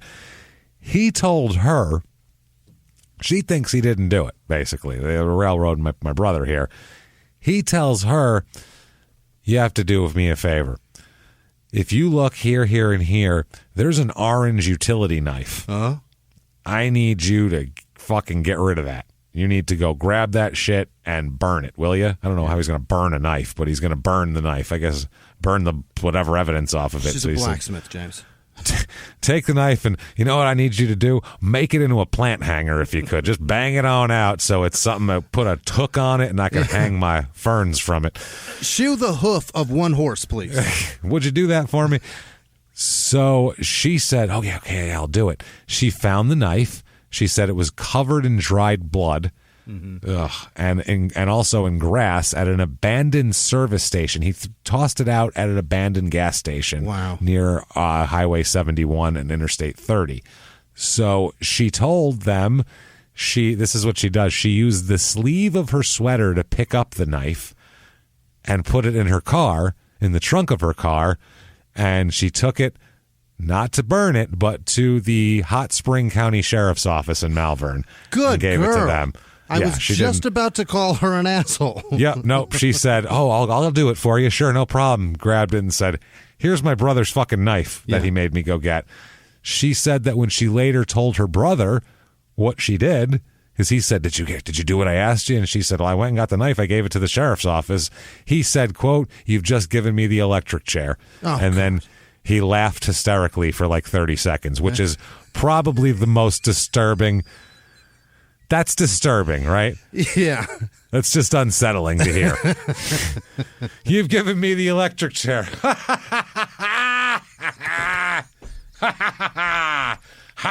You'd be like, whoa. He had to take a breath to do those. Yeah, that's what I mean. He's like De Niro in Cape Fear back there. Fucking ridiculous, man. That's just, I'd call that unsettling is what that is. As a sister, though, you got to know that right there, for sure, you just made the best move of your life. You did the right thing. Anyway. Absolutely. I mean, what do you have kids? Would you like them to be Forget murdered? all of that. His reaction to your behavior was that shit. Yeah. I justify everything I just did. Whether somebody else killed her or not, it doesn't matter at this point. I just did the right thing because my brother is clearly psychotic. Clearly there's an issue here. Yeah. And he also definitely killed her because he's got a knife and all that shit. It just reminds me, I was reading this book called The Butcher, right? Yeah. There's a book called The Butcher. It's about a mob guy named Tommy Karate Patera. Yeah. All right, this guy, one of the worst serial killers in the history of really probably America. Never mind the mafia. He's just a serial killer. He loved to dismember people. He was loved it. He thought it was the greatest thing in the world. He was like a vampire, this guy. Okay. He was pretty much nocturnal, very pale, all this shit. One time they were FBI agents were looking at him on surveillance. They were watching him, and it was 4 o'clock in the morning. And they said he stopped his car in the city, got out, walked over to an alley, 4 o'clock in the morning, by himself, nobody around, jumps up to a fire escape and did chin-ups for 20 minutes, and then got back in his car and drove away. They said the quote was, "We found it unsettling," and I just thought of that. That's why I brought it up, because it's the same exact thing. Like, wow, that's a weird motherfucker, man. Or he just realized that he missed his class today, and oh, would you see that? There's a chin-up bar right there. They watched him leave the bar. He did all this shit, and then he stops and did chin-ups for 20 minutes, and then got back in the car and drove away. It wasn't even like at his house. It was at somewhere else. Anyway, that's just weird. So, laughing hysterically, the following day, she told the police that he had told her what happened, because he said he told her what happened, that he actually killed her, but it was an accident. He told his sister it was an accident. He told her, and this is a very interesting story here, but he told her he stopped to help her on the side because he saw her car, and he's a good Samaritan, obviously. Is clearly, by his record in the past, he's a good Samaritan. Right. So based on that, he said that he pulled over there, and he said that he offered to give her a ride, essentially, into Malvern, because her car, back to her house, because her car had broken down. And he said that she saw his utility knife slide out of his pocket. It just fell out of his pocket while he was driving, and as they drove, and she asked him to put the knife away. She said, "Can you put that knife away?" And he was like, "What do you mean? What knife are you Oh, it fell out." So he said that he moved to put the knife into the glove compartment. He goes, "Oh, yeah, I'll put it over here." He said at that point, she turned sideways in her seat and started kicking him, like just booting him, and like, "Get the fuck away from me. You're going to stab me." Booting him, just fucking kicking him, and then punching him, pulling his hair, attacking him while he's driving. Right. Which, greatest driver in the world if he didn't careen off into a fucking tree while he's being kicked full force by an 18-year-old athletic cheerleader. Right. Like, you're fucking crashing. Yeah. Number one, Julie sounds like a bright girl. And there's one rule of thumb, and no matter what someone's going to do to you, you don't physically assault the driver, because that'll kill you before whatever he was going to do to you. So, and anyway. if he's got nothing up no his bruises. sleeve, he should just be pulling over and being like, "Then get the fuck out. Yeah, Walk yourself. fuck out then. Yeah, I'm trying to help you." Yeah. Right. Instead, no, he said that while he put his hands up to try to just block the blows. That's it. He was like, "Oh God," swinging, "Oh Jesus," putting his hands up, trying to do it. And he said, in the melee of just trying to stay on the road and block the incoming blows and keep her from hitting him, he said he just looked over, and you don't know how it happened, but the knife got lodged in her throat. Oh my God. When he's just trying to block the assault, he apparently didn't even realize he had the knife in his hand, and he just stuck it. It must have just somehow, she must have put her throat into it, and you know how that goes. It happens all the time. Sir, but that story doesn't hold water. That is a terrible story. That is one of the worst excuses for a murder I've ever heard in my life. Like, I was blocking stuff, and somehow she must have I fell into her neck. I don't know what happened. Right. She dove into it. Maybe she had a death wish, man. She could have been suicidal. I don't know. Should we look into that? Maybe. I mean, maybe she was sad. That's the kind of asshole we're dealing with this fucking idiot. So.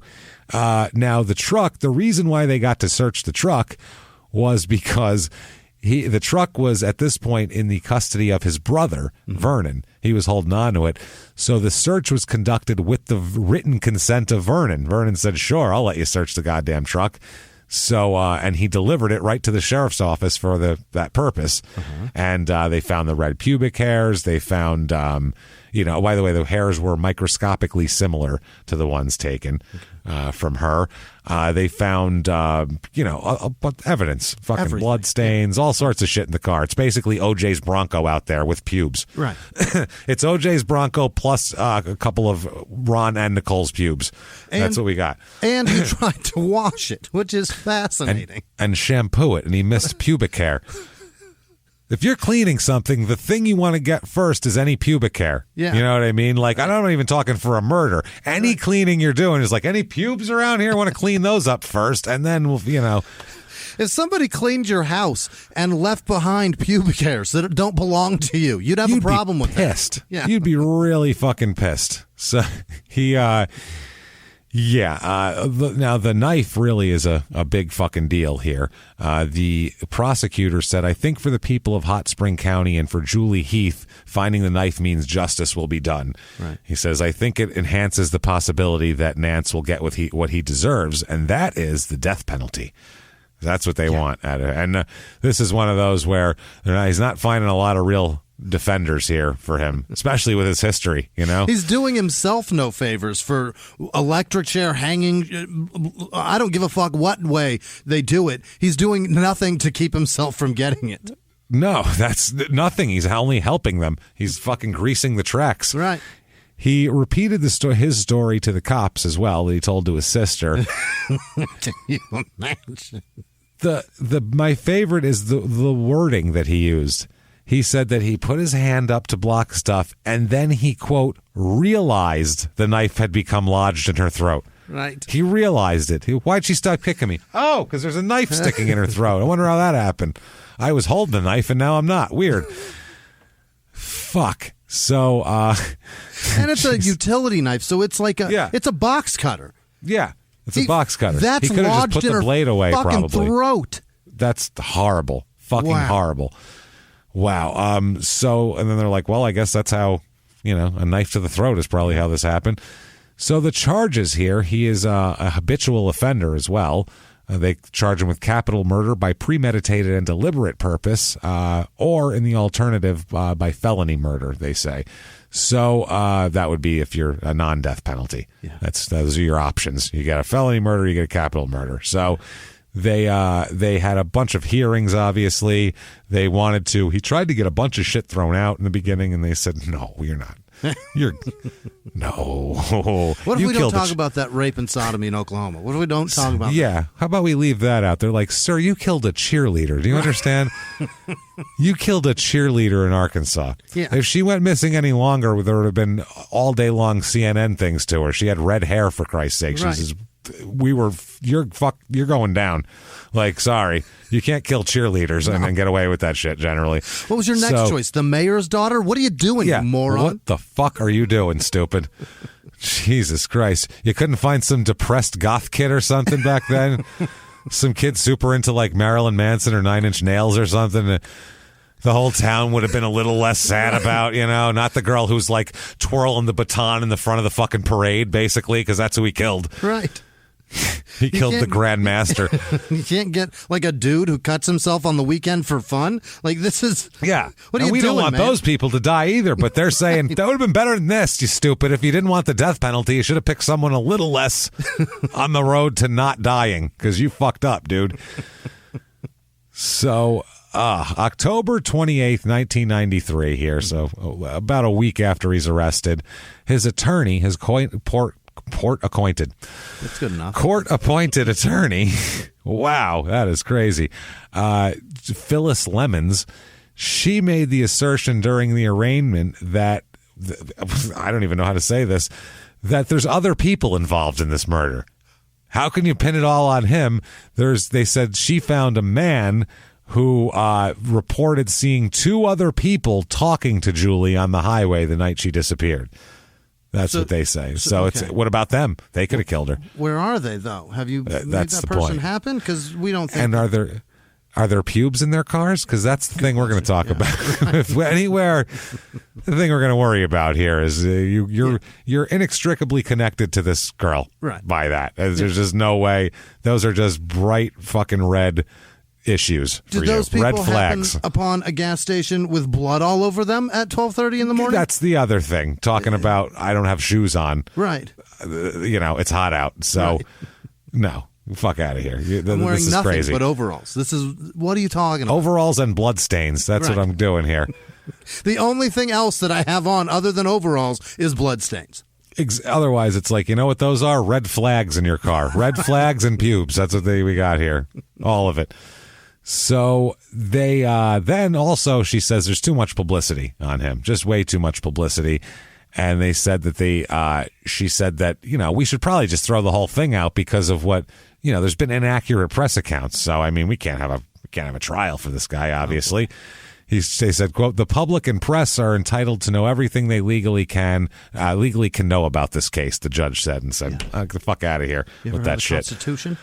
So the trial comes around. By the way, in England, it's much different. I know this from researching cases for crime in sports. Yeah. In England, they're not allowed to say anything about the court proceedings till after they're over. They can say who's been arrested, what they've been accused of, but no details. So it's like this person's been accused of murdering so-and-so at their home, but it won't say, by dismembering them and doing this. You won't get any of those details till after the court because they don't want to sully the pool, basically. Yeah. Whereas here, it's like, totally different. We want every information out there. We want every juror to go in there knowing the entire story ahead of time, essentially. I need every newspaper sold. That's what I need. Yeah. So he's charged with capital murder by premeditated and deliberate purpose, like we said, or in the alternative felony murder. He's got some underliers here. He's trying to suppress the truck search right away.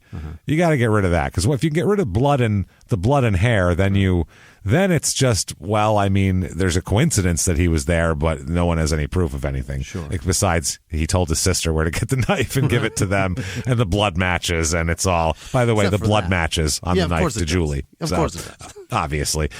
The search warrant, he says, was invalid because the application for the search warrant was dated October 21st, 1993, 8 days prior to the date of the lieutenant's affidavit in support of the search warrant. So they're saying they did the affidavit for the warrant after the warrant. So they got the warrant without an affidavit is what they're trying to say. So at the hearing to suppress, the lieutenant testified that on the date on the application was an error, just a misprint. And he said that on October 29th, he appeared before the circuit court judge, made his affidavit, and the search warrant was granted. So they said that was actually nothing. It was just a misprint. So essentially, they're just saying it's a misprint. And the way the trial court actually writes it, the court document, is fucking hilarious because there's very rarely like misprints or misspellings. But they misspelled the word misprint, which is fucking hilarious. The trial court stated that the testimony revealed an apparent misprison in the documents and then ruled the warrant was properly issued. They meant misprint. That is fucking outrageously hilarious. To me, sitting at 4 o'clock in the morning looking through court documents of appeals and shit, like something like that, I'm like, misprison. Misprison. Anyway, he also argues Miss Prison of 2008. Miss Prison. Well, we'll see who's going to win Miss Prison in a few weeks when we do the prisoner dating game again. We'll find out. Mr. and Ms. Prison. So that'll be in September. So he says that the search was invalid because his brother Vernon had no standing to consent to the search of his truck. And they said, well, actually, they had a warrant, so whether he signed it or not, it was getting searched, basically. Right. Like, it didn't matter whether he wanted him to or not. It was getting searched. There was a warrant issued by a judge. Also, he says the pictures that were taken should not be admitted. He said they're gruesome, inflammatory photographs of the body, and they're not necessary to help witnesses depict the crime scene. They're just not needed, everybody. We don't need... Let's not piss the jury off. Let's not inflame them. Let's just say she's dead. Everyone's made mistakes, and let's go from there, shall we? Come on, let's not get into parsing blame and details. And I don't need a jury of my peers to see what a dead body looks like when you throw it in the yard. No one wants to see that. The State's Exhibit 5 is particularly one he has a problem with. It's a picture taken from the road and depicts the wooded crime scene and the victim's body, which is identifiable from that distance only as a dark form resting in the underbrush, which seems like that would be the advantageous one to you because it's not detailed. It's a distance. State's Exhibit 8 depicts her body as well as it was discovered from a closer view and clearly reveals the decomposing upper torso and partially skeletonized head. Oh, my. Yes. He objected to these photographs, saying they were irrelevant and admitted solely to inflame the jury. The trial court ruled that the photographs were admissible because they accurately depicted the crime scene, the position of the body, and the clothing on the body. And if that pisses the jury off, you shouldn't have left her in the fucking woods, stupid. I mean, I don't know what else to tell you. It's bad. And the photographs, they didn't like pose her in a fucked up way. That's how we found her. So this is where you left her. This is what happened. Or where whoever left her, because it is a trial. We're accusing you of leaving her. Yeah, this is what it looked like when we found her. Why shouldn't they know that? Now, Dr. Peretti, the one guy here, the medical examiner, the trial court permitted the state to show a photograph to him and ask him if the condition of the shoulder area was consistent with a cutting wound. And now he says that's just that can't have them do that. That's prejudicing them, impermissibly permitted to speculate on the contents of a photo. And they said the contention is, well, how's he going to do that? They're like, well, because he's a medical examiner, and that's kind of his business. And that's what he does. We've already classified him as an expert in this area. That's what we do when we qualify someone as an expert. Then you can ask them questions that normally would get objected to in terms they'd say that's an opinion. We'd go, yes, we want his opinion because he fucking knows what he's talking about. If we wanted to know the value of your truck, we would have a used car salesman on the stand. Exactly. You want to know about your pipes? We'll bring in a plumber. But this guy is for this. So the defense now, they have a lot of different arguments here. Okay. He argues, first of all, that the shirt found on the body was not inside out. Okay. Not at all. He said, given the location of the tear of the cut of the shoulder, a reasonable person here should conclude that the shirt was inside out when the body was found. But that's what the court says. But he says, no, it's not inside out. Ridiculous. On the body, the tear appeared to be on the right shoulder. After the shirt was removed and turned right side in, the tear was to the left shoulder of the shirt, which is where the wound was. So they were saying, you cut her, then took the shirt off, then put it the fuck back on again backwards, and the cut was on the other side. That's what they're trying to say.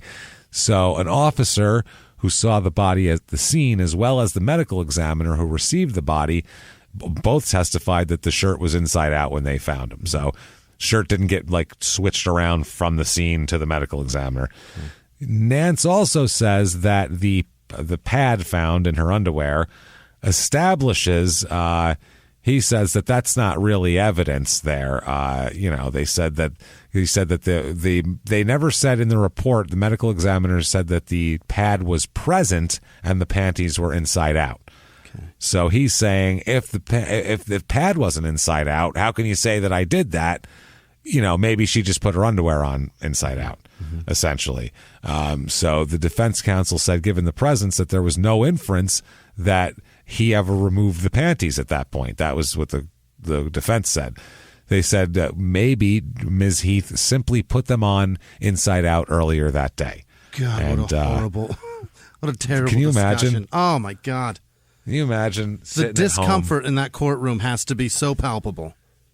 I would say, can you imagine being his lawyer and you're sitting home the night before and you're preparing what you're going to say in court the next day, and you're sitting there and your wife's like, "What you working on?" And you're like, "Okay, this is what I'm going to tell a room full of adults tomorrow." Many of whom, I've got to say that a woman possibly put her underwear on inside out. Can you imagine the life I live? And her socks and her shirt too, by the way. And I went to law school for this. And the prosecutor doesn't make any arguments to the contrary, because what difference does it make? There's other shit inside out, and it doesn't matter. So the prosecutor said, quote, "Those kind of mistakes have been made to have been known to happen in dressing." Maybe that happened, but doesn't fucking matter. Here's the thing. A lady usually doesn't put on several things inside out. I mean, I could see you putting your underwear on inside out. You never put your shirt on inside out. You never put your socks inside out. That doesn't happen. No, and depending on your underwear, the way ladies' underwear are cut, you would fucking notice if they were inside out. Well, no, because if they were backwards, you'd notice because they're cut like that. But inside out, you probably wouldn't notice. I don't know. Unless there's a tag, which most of them don't have a tag, like guys' underwear, like boxers or something. They have But Victoria's Secret have that fucking super long tag. Oh, yeah, that's true. Yeah, I don't think she's an 18-year-old kid in Arkansas. She's not wearing fucking Victoria's. She's probably got whatever came 6 in a package at Target or whatever, Walmart. Right. You know, who knows? I would speculate on ladies' underwear anymore. Like this. No, I don't want to speculate on their underwear anymore. I'm really disturbed by it, to be honest with you. I'm disturbed by the whole fucking thing.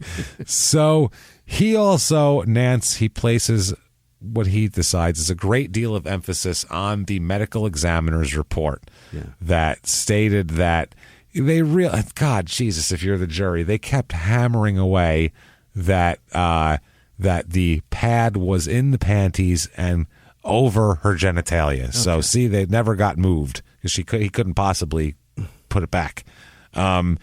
He also appears to argue that he argues that the medical exam, because they're saying that he either raped her or attempted to rape her. Okay. That's the underlying thing here. That's why the clothes are on inside out. Why the fuck else would you strip somebody and then reclothe them to hide that fact? Yeah, you know what I mean. Like that's something where he put it, he knew she'd be found someday. He didn't bury her and like, oh, that's it forever. Right. He just stuck her under a bush by the road, you know. So he knew she'd be found someday, and in his mind, I feel like he even knew, if this gets pinned on me, I don't want anybody to know I did this part of it because that's what I got busted for before. You know what I'm saying? Like that's the mentality I feel like he's doing while he's in the midst of this. Yeah. Because if you didn't think the body would be found or you'd ever get linked to it, the guy would just fucking keep her, take her clothes off, do whatever you want, kill her, throw her off to there, burn her clothes. It takes so much why time. Bother? Yeah, why fucking bother? It's not like he was posing her like Ted Bundy or something. He came and showed up with, I'm going to put your clothes on, but I'm going to do it different or some shit like that. None of that shit was there. So the underlying felonies charged were rape, attempted rape, kidnapping, and attempted kidnapping. But the sole underlying felony with respect to what the jury was instructed on by the end was attempted rape. So they weren't even going with he successfully raped her. It doesn't matter. Attempted rape is an underlier enough to be an aggravator for the death penalty. Mm-hmm. So they're fine with attempted rape based on the fact that her clothes were inside out. So this goes to the jury. And you guys, if you're the jury, you got to just be happy that this fucking thing, you don't have to hear these disgusting things anymore. And, Thank God we're done. We just get to decide now. Yeah, they decide. Verdict comes back guilty of everything for capital murder. Guilty. Sentencing, they are certainly going for the death penalty here. Yeah. No hesitation there. And during the whole thing, you have your aggravators and your mitigators. And the aggravators, as we know, are things that mean why we should kill you, and then mitigators, what makes it so you're not such a bad guy and we shouldn't kill you? What caused this that's out of your control, basically? So they put Nancy Heath up on the stand. Nancy is Julie's mom. Oh, my. And as you might imagine, Nancy's got some shit to say. None too pleased, huh? No. She says, quote, Mr. Nance took my only daughter. I believe that he deserves the death penalty. He has ruined my family's life. I have been under constant doctor's care since her death. I've had to see a psychologist once a week. I'm on numerous medications. Oh, no. My life will never again be the same. This has affected all of my family. It's been very hard on my husband and my son. We basically do not know how we can live without her. That's brutal. Yeah. That is fucking Jesus, this poor woman. That's horrible, man. She we'll get more into her and her state, but she just deteriorated very quickly after Julie was found. She just had a hard time, as anybody would. Her only daughter, the prize of the family. Everybody dotes on her. Yeah, they adore her. I mean, I have a 19-year-old daughter. Believe me, you wouldn't. I don't even know what you do there. So now Belinda Kreitz is Julie's cousin, and so is Johnny Hood. Those are both her cousins. They say that they hope, they interview them outside. They say they hope that they're successful. The state, they said, Belinda here says, quote, it hurts and I want him to get what he deserves. He gave her no choice. By him being able to stay in jail, he's able to breathe, and Julie had no right. I can't stand it. So they were just very upset, obviously. He offers his mitigation as, this is balls, by the way. His mitigation is that he has family that supports him. Okay. His brother, his sister, his mother, How dare you say your sister supports you? Well, I mean, she's there. Yeah. She's there. She testified that she loves him as a brother and all that. Okay, but I mean, as much as she loves you, she gave the murder weapon to police. So no, she's a good person. But for a death penalty thing, like if your family will even show up, they count that as like, oh, this'll hurt those people who are innocent people. They're not, they look at it like that. It might make the jury feel a little bit guilty to kill somebody that a bunch of people love. Okay. Or if nobody shows up and said, I love that person, you just go, well, no harm, no foul. Fuck this guy. Nobody likes it. It's all about that. And he also brought in his employer. That you've been working HVAC for 5 months. Less than 5 months after you got out on a rape and sodomy of a teenager gig, for 5 months before you're caught murdering another teenager, and this guy's like, well, he's a great guy, I'll tell you what. I mean, I know I don't know him as well as some of you people here, but I'm telling you, boy, he showed up every day. Nobody rivets like this guy. That's the thing. Nobody screws, nobody rivets, he's just amazing. You give this guy some sheet metal, he's like a fucking magician. In 5 months, I got 30 employees. In 5 months, every one of them called in sick at least 2 times. Him, not once. Showed up every day. Telling you. He also brought in his minister as well to show that he's a man of God, of course. Yeah. The jury finds 2 aggravating circumstances, and they find 0 mitigating circumstances. And they tell him, you, sir, may fuck off. Death penalty by lethal injection. Oh, my.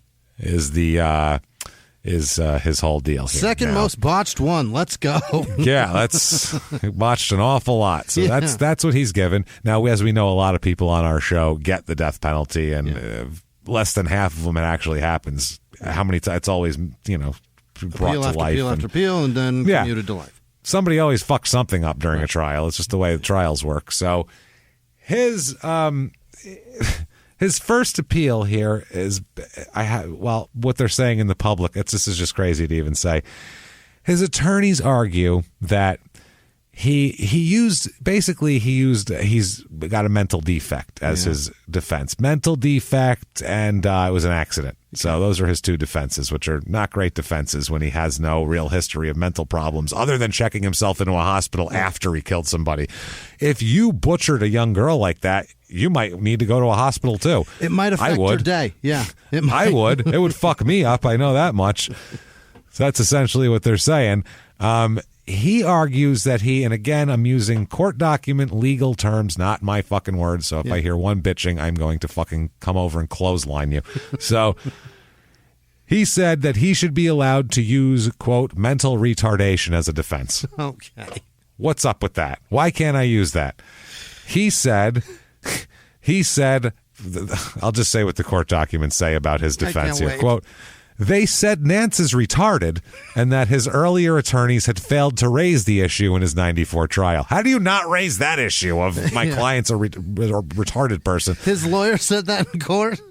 This is in a brief. They say. They say his defense. Moody wrote that Nance's lawyers would have 30 days to file a new claim of mental retardation. Is that an official form? Is that real? I'm here to get the claim of mental retardation form. Do you have? It's an 801C, I think, is the form number. I'm not positive. Or what the fuck are you talking about? I realize it's not a form. It's a packet, but give me the packet. It comes give with me the crayons. whole packet. I'll fill it out. But there's an actual 30 days to file a new claim of mental retardation, and that the execution would be delayed until litigation at the 8th Circuit was completed. Wow.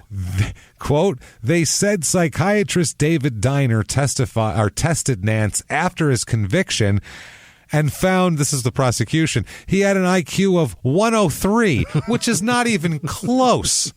That's not even fucking close, man. He's kicking my ass every day. 70 is the line. Right. 70. That's the line. 103 is very average. That is right smack. If you go to the fucking restaurant and look around, about half the room is that IQ. That's not just working. It's about 90 to 110 is your average range. And then you got your little less smart and a little more smart and whatever. But that's 103, not even close to anything in that ballpark.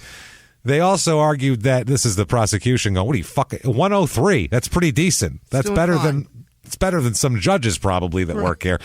They also said he's a heating and air conditioning technician at the time of the murder, so he figured that out. Yeah. And while he was in prison, he got his GED. So he's doing okay for a guy of that fucking persuasion. What the fuck are you talking about? So anyway, they tell him you have 30 days, to file your certificate of retardation or whatever the hell it's called. I don't remember. He better start punching himself in claim. the head. Yeah.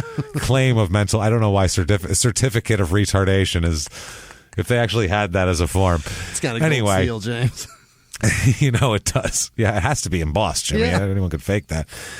So after all this, the family, obviously, when they say that he gets the death penalty, Julie's family they hug and they cry and they, do all of that and everything. They walk out to the cars and everybody seems like they're just solemnly, just it's over with. Yeah. Apparently, Nancy on the way home became completely incoherent. Really? Just was babbling and couldn't form a thought and just like her brain broke on the way home. Did she have a stroke? Woman. No, she just a mental stroke, you could call it. But her brain just broke, man. It's just too much, as anybody would understand. It's just so much, and it's finally over, and now they're going to kill this guy, and you just had to testify, and it's got to be so much. I can't imagine. So her husband rushes her to the hospital because he doesn't know what else to do. He can't. She won't She's just not responsive. So he takes her to the hospital where they keep her overnight for observation. Yeah. So she had some problems there. Later on, she just stopped eating. She wouldn't eat food. She stopped eating. Her psychologist begged her to at least eat some bananas, eat anything something. Basic nutrition. Just fruit. Have something to get some vitamins in you. You need your body to function. You need fuel, but she refused to. She refused to do it. She refused to eat food. She'd leave a relative's house to go to the store, and she said that her family knew to follow her to make sure she actually was going where she was wanting to go. They said because they knew that often she'd say she was going to the store, and she would start going to the store, and instead she'd end up turning and going to the direction of the cemetery where Julie was buried, because she was just so sad she wanted to go see Julie. So they were trying to. You can't go see Julie every day. It's not good for you. Right. You know what I mean? It's just not good for you. You need to have a life here. And then one time, her mother came in to her house to check on her and found her unconscious, overdosed on pills. God damn it! On purpose. She attempted suicide 4 times over the next year. Nancy does. This is brutal. I mean, it's just so hard because a person in this position, she has a husband, she has a son, she's going to want to live for them and do all of that. But that's not a thought that you have. The overwhelming grief and it's overwhelming. It's all encompassing. It's like being in the ocean. No matter how well you can swim, you can't fight the ocean. Yeah. You can't fight the current. No. You can go, well, I swim well. Well, when a rip tide comes, you're fucked. You're going with it because that's what it is. We all grieve so differently too. And when you're not used to grief, and it's not necessarily just that, it's like the surprise that now you have to grieve somebody who was so full of life you would never expect to have to grieve them. It's not like that's where she's at. This is fucked. Yeah.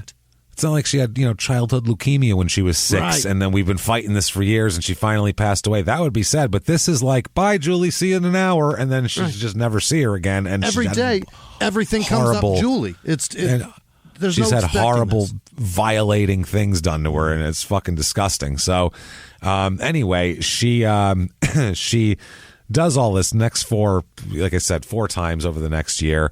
But the family year? Over the next year, she attempts suicide 4 times. Every 3 goddamn months. Pretty much quarterly there.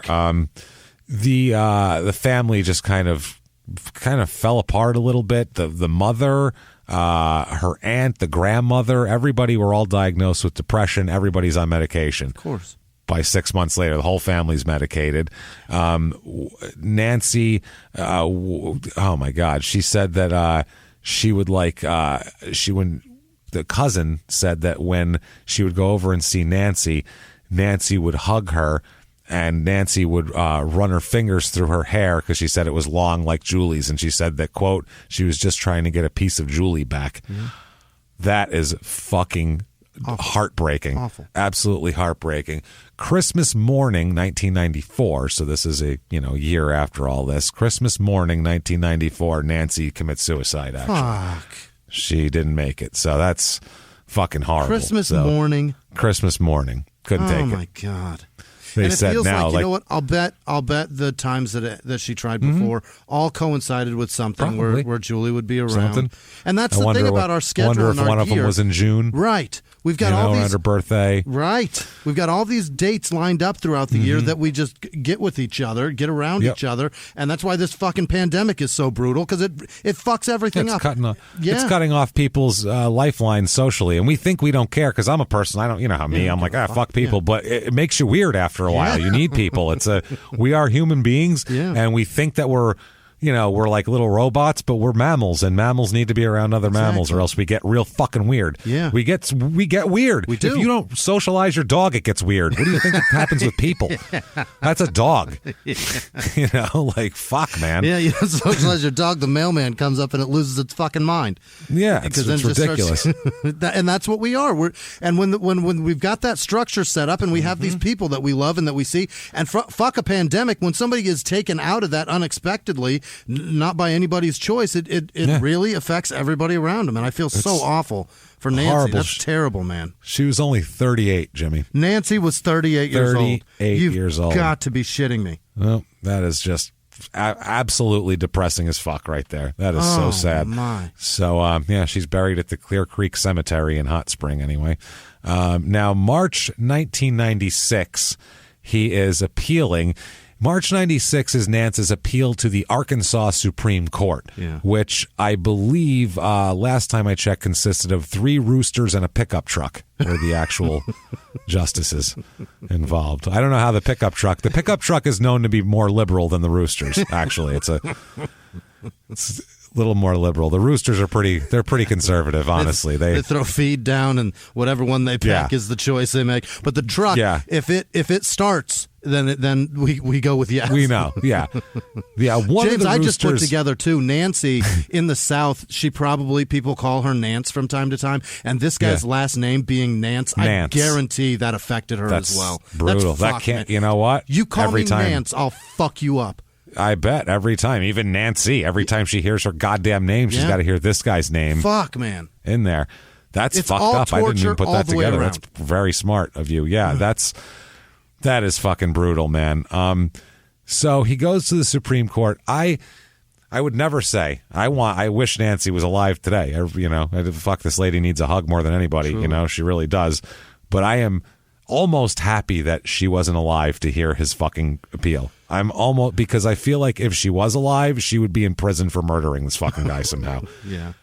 Because I want to fucking punch him in the throat. And for what he did, but never mind what he did for this. Listen to this, what this complete and utter piece of garbage tried to say, okay? He goes to a psychologist in prison, and he comes up with a new story. And this psychologist comes to court with this story, with his new version of events, okay? According to this report, he says that he has been for some time now in a sexual relationship with Julie Heath. So an 18-year-old cheerleader with her whole life ahead of her can't resist a scumbag overall-wearing 35-year-old fucking HVAC installer who just got out of prison for rape and sodomy. Can't resist him. Yeah. Can't resist him. My. Can't resist him. Has to have him. And she's got a boyfriend too, and she's cheating on him with this 6-time felon. How do you resist him, Jimmie? He's got a pickup truck. It's all very attractive. Unbelievable. He said that they were in a sexual relationship. All right. I'm telling you, I will hold on to something because you're gonna fucking lose your mind here. Everybody, just hold the wheel tight if you're driving. White knuckle it. He said that on October 11th, 1993, the day she disappeared, he stopped at Walmart to purchase a new box cutter that night. Okay, it just needed a new box cutter, coincidentally, that night. Okay. While he was there, okay, he heard gossip. First of all, it's not the general store where there's it's a Walmart. There's 45 fucking aisles. What are you talking about? You overheard people talking. He overheard people talking, saying that they heard Julie say, it's the other thing, they know Julie and they're talking about her. It's all very coincidental. They don't hear him, see him standing nearby. They said that she said that she's HIV positive. Wow. That's what he had the balls to say. He had the balls to try to, A, say that girl was fucking me voluntarily, and then say, oh, by the way, she had HIV on top of this shit. That was the rumor. Infected me, and thank God I'm just buying a box cutter tonight to rectify the situation. He said he freaked out because given his sexual relationship with her, obviously he's in danger now. Right. And he said on his way home, with all these crazy thoughts in his head and a new box cutter burning a hole in his pocket, he said he's on his way home, freaked out, obviously, just when can I take my HIV test? He said, though, he saw Julie on the side of the road. Yeah. And he said HIV coming. He saw her. He's like, there she is, all fucking AIDSy. There she's standing there. Sees her on the side of the road. He said he picked her up and offered to give her a ride back to Malvern. Mm-hmm. On the way, he said he confronted her about the HIV rumors. He said, listen, we have to talk about our relationship. Yeah. I heard you have HIV. Where'd you hear that? They're all talking about it down at the Walmart. Fuck out of here, man. Are you fucking... I want to just choke this guy. That is the... Fuck, man. And he said that he was unsatisfied with her response. She started kicking him in that response? No, not at that point. Okay. No, she didn't kick him at all. He was just unsatisfied with her response. He didn't like the way she responded. Yeah. So he said at that point, he was so overwhelmed with grief because he knows he's, just full of HIV now. And then she's not even apologetic about it. Right. She's like, so what, motherfucker? So he said, what do you expect? Yeah, he said now the utility knife wasn't even involved. He said that instead, he hit her so hard that he broke her neck. Wow. Healthy, athletic young girl broke her neck. Yeah. Like he's Mike Tyson fighting Andrew Galata and hit him so hard he broke his neck. Mastered the 3-inch punch. Look at him. He's like Joe Frazier with that short left hook. You know what I mean? He's fucking nasty. What a dirtbag. Broke her neck. He said that he couldn't remember much of what happened after that. I mean, it was from the second he heard the letters HIV, the whole thing was a blur, he said. It just went crazy from there.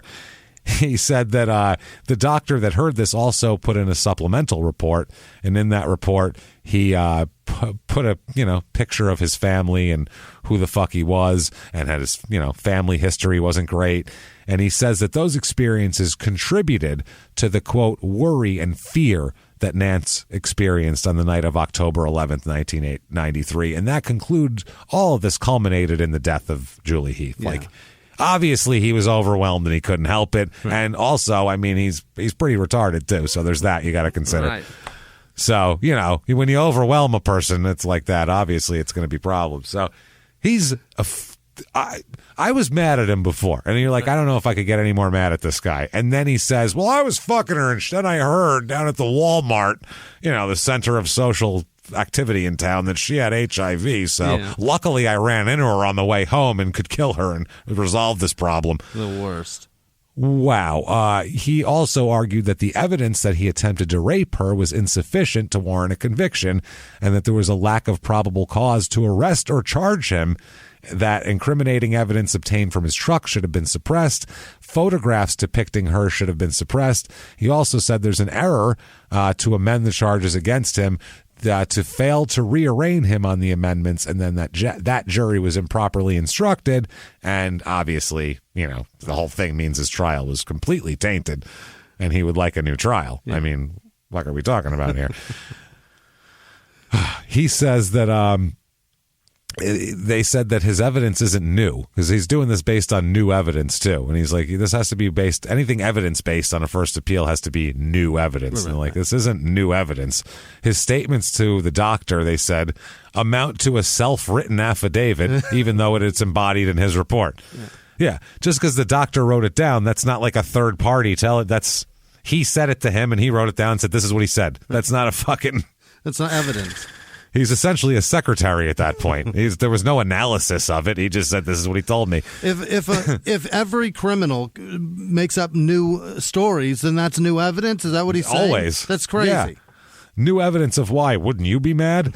So Here's a reason that a murder happened. How about this one? How about this one? How about this How about that? I'll try a bunch of stories through every time I can. Well, he's got his HIV story conveniently also dovetails with his trying to say that he didn't attempt to rape her. Yeah. Because in this whole thing, he's saying that why would I attempt to rape someone I just heard was HIV positive? Obviously, I wouldn't do that. Right. So, I mean, clearly that's never had an intent to rape her. But they said, well, yeah, but that's just what you're saying. So you can't make up a factor that makes that impossible when it's your made up factor, you fucking idiot. So not okay. He also is talking about the hair evidence, and he's saying that they want DNA test results. Or they have DNA test results, or he wants them to be further tested, the hair. Mm-hmm. And they're saying that, quote, even if he could show that some of these hairs belong to someone other than the victim, there's no evidence before this court that would exonerate him. So we'll tell you what, we'll give you the hairs, Chief. How's that? You know what, Eric? We're feeling good today. Yeah. Everybody feeling good? I'm in a good mood. I had a good morning. My wife fucked me. It was wonderful. Tell you what, hairs are in the garbage. How about that? You're still guilty. Go fuck yourself. Eat shit. So before rejecting the request, the judge said, quote, I got anal on a random ass Wednesday. Oh, baby, I'm feeling good. Let's toss those pubes. What do you say? Everybody good with that? Fuck it. We got them on other shit. We don't need that. We don't need that shit.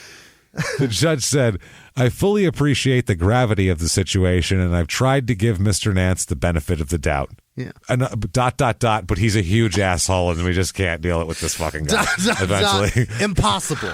Can't do it. He's kind of a twat. I mean, have you talked to him? He says that this girl fucked him on purpose. I don't think that ever happened. Did you hear him say she has AIDS? Fuck him, right? Fuck him, right? Yeah, fuck him. We've all decided, fuck you, bro. We said, we'll toss the pubes and fuck you anyway. Next. What a jerk. I hate him so much. Oh, he also argues that there's some grass stains involved that are don't make a difference either way because you don't know where they came from, so who gives a shit that they're talking about. And they said, as to the underwear and the sanitary napkin, Nance's counsel made the argument Nance says that they should have made, but he claims they failed to introduce the autopsy report. Given the prosecutor's lack of argument in closing, the defense counsel's specific reference to the medical examiner's testimony that the pad was in place and that other evidence in the case, we see no reasonable probability that basically that anything would have fucking changed. So right. What we said was attempted. We didn't say you raped her. We said attempted. Yeah. Perhaps you're a gentleman, pulled the pants off, saw the pad, and was like, that's indignant. I shouldn't do that. Let's not use the G word there. Right. You said perhaps you're a gentleman as you're forcibly removing someone's pants. There's no gentleman that's ever done that. Perhaps you had a change of conscience. And you there said, you go. And you that's said, better. That would be indignant. I should not. And put the pants back on. Either way, I believe you have seen that there was a pad there. That's an attempt in my book. Yeah. So, yeah.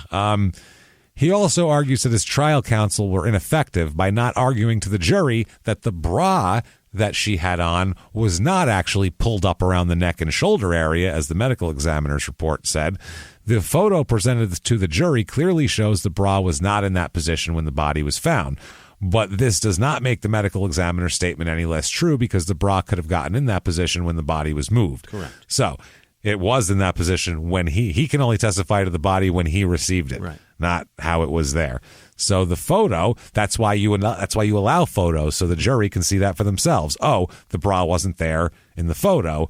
Yeah. So they can infer that he didn't pull it up. That's why you wanted those suppressed. So fuck you. Exactly. That's the thing here. That photo, which the jury had access to, showed exactly what Nance claims his counsel failed to bring it to the attention of the jury. And even though defense counsel did not argue the point, the prosecutor also did not argue the point. So we can now see no way in which this omission fell below an objective standard of reasonableness. So yeah. Then it's a lot of legal mumbo jumbo here. A lot of really ticky-tacky legal shit. Evidence, motion for redirected verdict properly denied, circumstantial evidence of attempted rape was substantial, shit like that. They talk about that they could neither that the medical examiner could neither confirm nor deny sexual intercourse, that the exposure of the victim's body to weather could account for lack of some evidence, that enzyme characteristic analysis showed blood recovered from Nance's vehicle was consistent with the victim. Opinion testimony of a forensic scientist that DNA analysis of the victim's muscle tissue was consistent with blood recovered from the truck seats and all that shit. So they're like, you can fuck right off. He tries to fight the search and seizure based on the date of the affidavit. The brother didn't give me, he shouldn't have given permission. He also appeals that photographs should have been limited into what was brought in. Also, motion to set aside judgment failed to demonstrate prejudice. Trial court action was consistent with appellant's conviction for capital murder. He tried to say that there was a prejudice against him. He said that he was found guilty of capital felony murder because the trial court struck through the word felony on the face of the judgment so that, as edited, it pronounced appellant to be guilty of capital murder. He's talking about literally whether the word felony was written on a thing or not. It doesn't matter. The jury said guilty of A, B, and C. Yeah. Who cares? That may as well be your first name. You've got 6 of them. Who gives a shit if the word felony's written in there? Yeah, you are. You're Eric Felony Nance. That's your rapper name. So, yeah, it's fucking stupid. Also, jury instruction. He argued that the trial court erred in instructing the jury that to sustain the charge of capital murder, the state must prove the evidence of a felony murder and blah, blah, blah, blah, blah. So, in other words, they said, fuck off. March 4th, the Arkansas Supreme Court affirmed the conviction of him, and he's, basically shit out of luck. Yeah. Got to start back from there. Now, he keeps saying that he should have told his counsel about the HIV story, but he didn't tell him at first, and that's his whole thing. Like, the counsel should have asked him, like, did you kill her because you've been having sex with her and she had HIV? Is that why you killed her? Like, just have to come up with any possible scenario and see if that happened? Who's telling him that that's a great story? Because it's a bad one. It's not good. It's not a good story. That doesn't help you any. That's what I'm saying. It's not helpful. No. So, on death row, he is one of just 39 inmates on death row for Arkansas. Yeah. The United States Supreme Court, since they reinstated the death penalty, there's been 11 executions up to this point in Arkansas, and they are, waiting to see if there's going to be any more here. Now, 2003, another appeal. He has insufficiency of the evidence of attempted rape, basically his greatest hits here. Ineffective assistance of counsel. He says that his trial counsel was ineffective for a variety of reasons here. Failing to investigate shit, arguing evidence of his innocence and attempted rape and all that shit. Second, he argued that his trial counsel were ineffective for failing to provide their requests for funding to employ experts in both the guilt and penalty phases, which they should probably do that. That's part of a fucking apply for funding anyway. Jesus. Finally, he argues also that his trial counsel were ineffective in the penalty phase of his trial for failing to develop a mitigation case and for failing to object to victim impact testimony. His main thing is the mother, Nancy, shouldn't have been able to say, I think he should get the death penalty. That's what he says. That prejudiced the jury because they want to help out a grieving mother. Well, that's what a fucking murder trial is, stupid. He's not getting. Maybe he is. Maybe, you know what? Maybe his medical claim is true. He may 103 or not. Yeah. I feel like maybe something's wrong with him. So he may well get the primary colors at every breakfast and a kid's menu. Who knows? It's very possible here. He might wear a helmet in situations that don't require a helmet. We're not positive. November 28th, 2005. Okay, this is execution day. Really?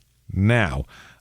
Pleas for clemency. The board rejects arguments from his attorneys that he is, again, this is on the day of, that he's mentally retarded and cannot legally be executed, and that the DNA tests could exonerate him of attempted rape, which is an underlying cause, because they said if you test the pubic hair, then that'll take the attempted rape away, and that way he'll be non-death penalty eligible. Whereas they're saying take the hair away. If you remember, had a good day. Even if I throw the hair out, still had her shit on inside out, right. and we believe that you were fucking around. So they all this shit by a vote of 6-1. The board recommended that the governor turn down the clemency request. Okay.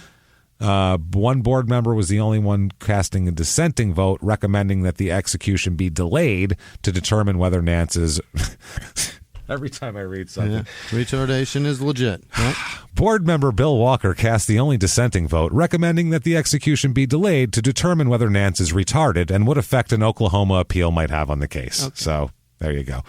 There's also the last-minute appeal to the Supreme Court. And this actually, well, his execution scheduled for 8 p.m. and at 8 p.m. he's not being taken to the chamber here. So Clarence Thomas, he was in charge of reviewing death penalty cases in several southern states, including Arkansas, asked for a delay to give him time to review the 4 appeals. He temporarily delayed the execution. And 4 sets of appeals went before the justices Monday night. Mm-hmm. They had 2 people that said they would have given him a stay, but the Supreme Court was asked whether he was mentally retarded. Justices have previously ruled that mentally retarded inmates should not be put to death. He also is asking for the DNA tests. State attorneys say that he tested above the levels where he would be, like we said, he held a job, he's got a diploma, all this sort of shit. The governor rejected his clemency request, like we said, besides the board's recommendation. Yeah. The governor did say that he gave Nance's case, quote, prayerful consideration, and that he made a thorough review of. I prayed and then decided to murder him. That's what he said, which is the craziest fucking thing ever. Don't say that. Yeah, I'll pray for you. So I'll pray for you. So they end up rejecting his 40-minute delay Clarence Thomas needed, and then they rejected. Clarence needs to finish hitting on that chick down the bar. Yeah, he said, never mind. He just looked at it because he said pubic hair. What now? Red pubes, let's have a talk. You have to really know, if you had to be around in 1990, right. 91. And, you got to know why Clarence Thomas is probably not a nice guy. To why he'd be interested in pubes. So, after all this, about 30 protesters gathered outside the governor's mansion and sang Amazing Grace, which this guy there's nothing graceful or anything about this guy. He's an asshole. The amazing part is, right, he's an amazing asshole. Yeah. There's nothing graceful. So, by the way, this isn't uncommon. In 1997, while the U.S. Supreme Court justices considered whether to stop a guy named Kurt Wainwright's execution, the guards left him strapped to a gurney with needles in his arms for 40 minutes. Oh, my God. They literally were like, hold up, wait, we got to go check on something. He's like, what? Are you coming back? Are we done? I don't think it's happening now. This is great. They came back and they were like, oh, no, you're good. We'll kill you now. You're fine. So literally laid on the table for 40 minutes. That's torture, right? Well, the prison said, because they sued, the prison said it would have been cruel to take him back to his cell and then make him do the walk to the death chamber again. That would have been more cruel than leaving him strapped to the gurney. I think that's a 6-1, half dozen of the other right there. I don't think it matters. They're both pretty shitty. Have your ducks in a row before you want to kill someone. Yeah, that's a shitty choice to make. You shouldn't have walked him there in the first place. What the fuck, guys? No shit. Holy shit. Leave him sitting there with ports in his fucking veins. He's got needles hanging out going, huh? And he's strapped down. It's not like he sat up or anything. Right. He's strapped. So if they're going to go through with it, Eric Nance's last meal. Yeah. Hey, right. Last meal, Jimmie. We have not had this in so long.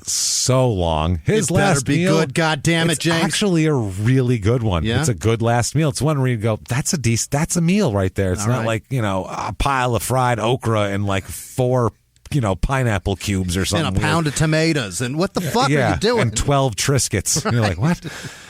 His final meal, 2 bacon cheeseburgers, a fine choice. Yeah. French fries, again, can't go wrong with French fries. 2 pints of chocolate chip cookie dough ice cream. My God. And 2 cans of Coke.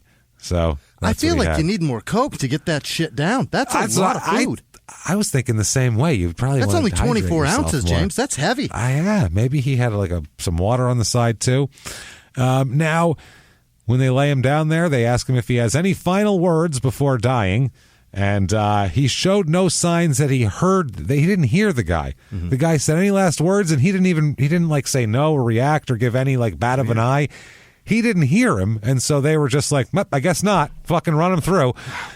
So they just started killing him, and after they did that, he had no last words because he didn't hear the thing to request him. Wow! But his spiritual advisor, who was standing next to him, turned all at once, like in a burst, to the audience and said, quote, "May God have mercy on your souls," which freaked them all out. All the family said it freaked them the fuck out, startled them and shit. Wow. He was pronounced dead at 9:24, and it was the first execution since about a year and a half before that in Arkansas. So that had been that. He was the 998th person executed since it was reinstated in 1977. You know what's in the United fascinating States? about that? 998. Fucking nothing. He almost got to be specific. You know, it rounded at 999 or 1,000. Nope. No, 998 is the number he deserves. Fuck him. No one gives a shit about him. Now the family here, cousin Johnny Hood, we talked about him, of Julie, said, quote, "This is not easy for any of us, and we do feel for his mother and his family. I just pray that Julie rests in peace now. He couldn't say he was sorry. What he went through tonight was painless compared to what Julie went through." Yeah. Fair enough. Belinda, the cousin, she said, quote, "It brings closure that he is gone, but it will never bring Julie back. What he's done to our family, I hope that he did say he's sorry to someone for what he's done. We want to make sure the devil dies. He's gone now, so I hope they can rest in peace." Yeah. Make At sure that the point, devil though, dies. You almost, I mean, it's not necessarily vengeance or paying for what he did to Julie. It's just what he did to the damage that he's done to that the whole family is he destroyed enormous. Destroyed the whole family. He killed two people, really. You know what I mean? They say, the whole family says they don't even acknowledge Christmas now. I wouldn't They don't either. acknowledge Yeah. it. They literally don't. They just pretend it never happened. No. Like they just keep going. No shit, because it's just, how do you do it? You know what I mean? He killed Nancy. Now, this is a weirdest fucking thing. Nance, in 1995, when he was on death row, began a fucking 10-year correspondence with a guy named James Nelson, who was an Irish singer. What? He's an Irish singer who is critical of the death penalty, as is basically everywhere else in the world except for Sri Lanka and the United States, and Well, and in country music, there are a lot of country singers who are just way against the death penalty. It's just logic. Church anyway, is one. Steve Earle is another. He sang the Steve Earle's on The Wire, for Christ's sake. He's mad against it. There are a lot of guys that are super against it. So this guy here, he's an Irish guy. They ended up making friends in writing, and he said that, Jesus Christ, Nelson said that he realized that, quote, that Eric's only means of escape from his hell's purgatory was through his letters, his memories, and his dreams.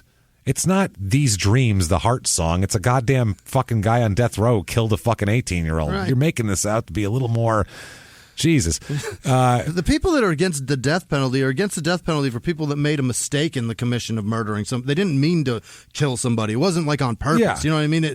Sure, it's still classified as murder because they fucking murdered somebody. But this is entirely fucking different. So he wrote all sorts of letters and poems also to this Irish guy. So this Irish guy, he's a tenor. And with other tenors, Niall Morris and Matthew Gilsonon, they set this is wild. They set one of Nance's poems to music and entitled it Eric's Song. Ew.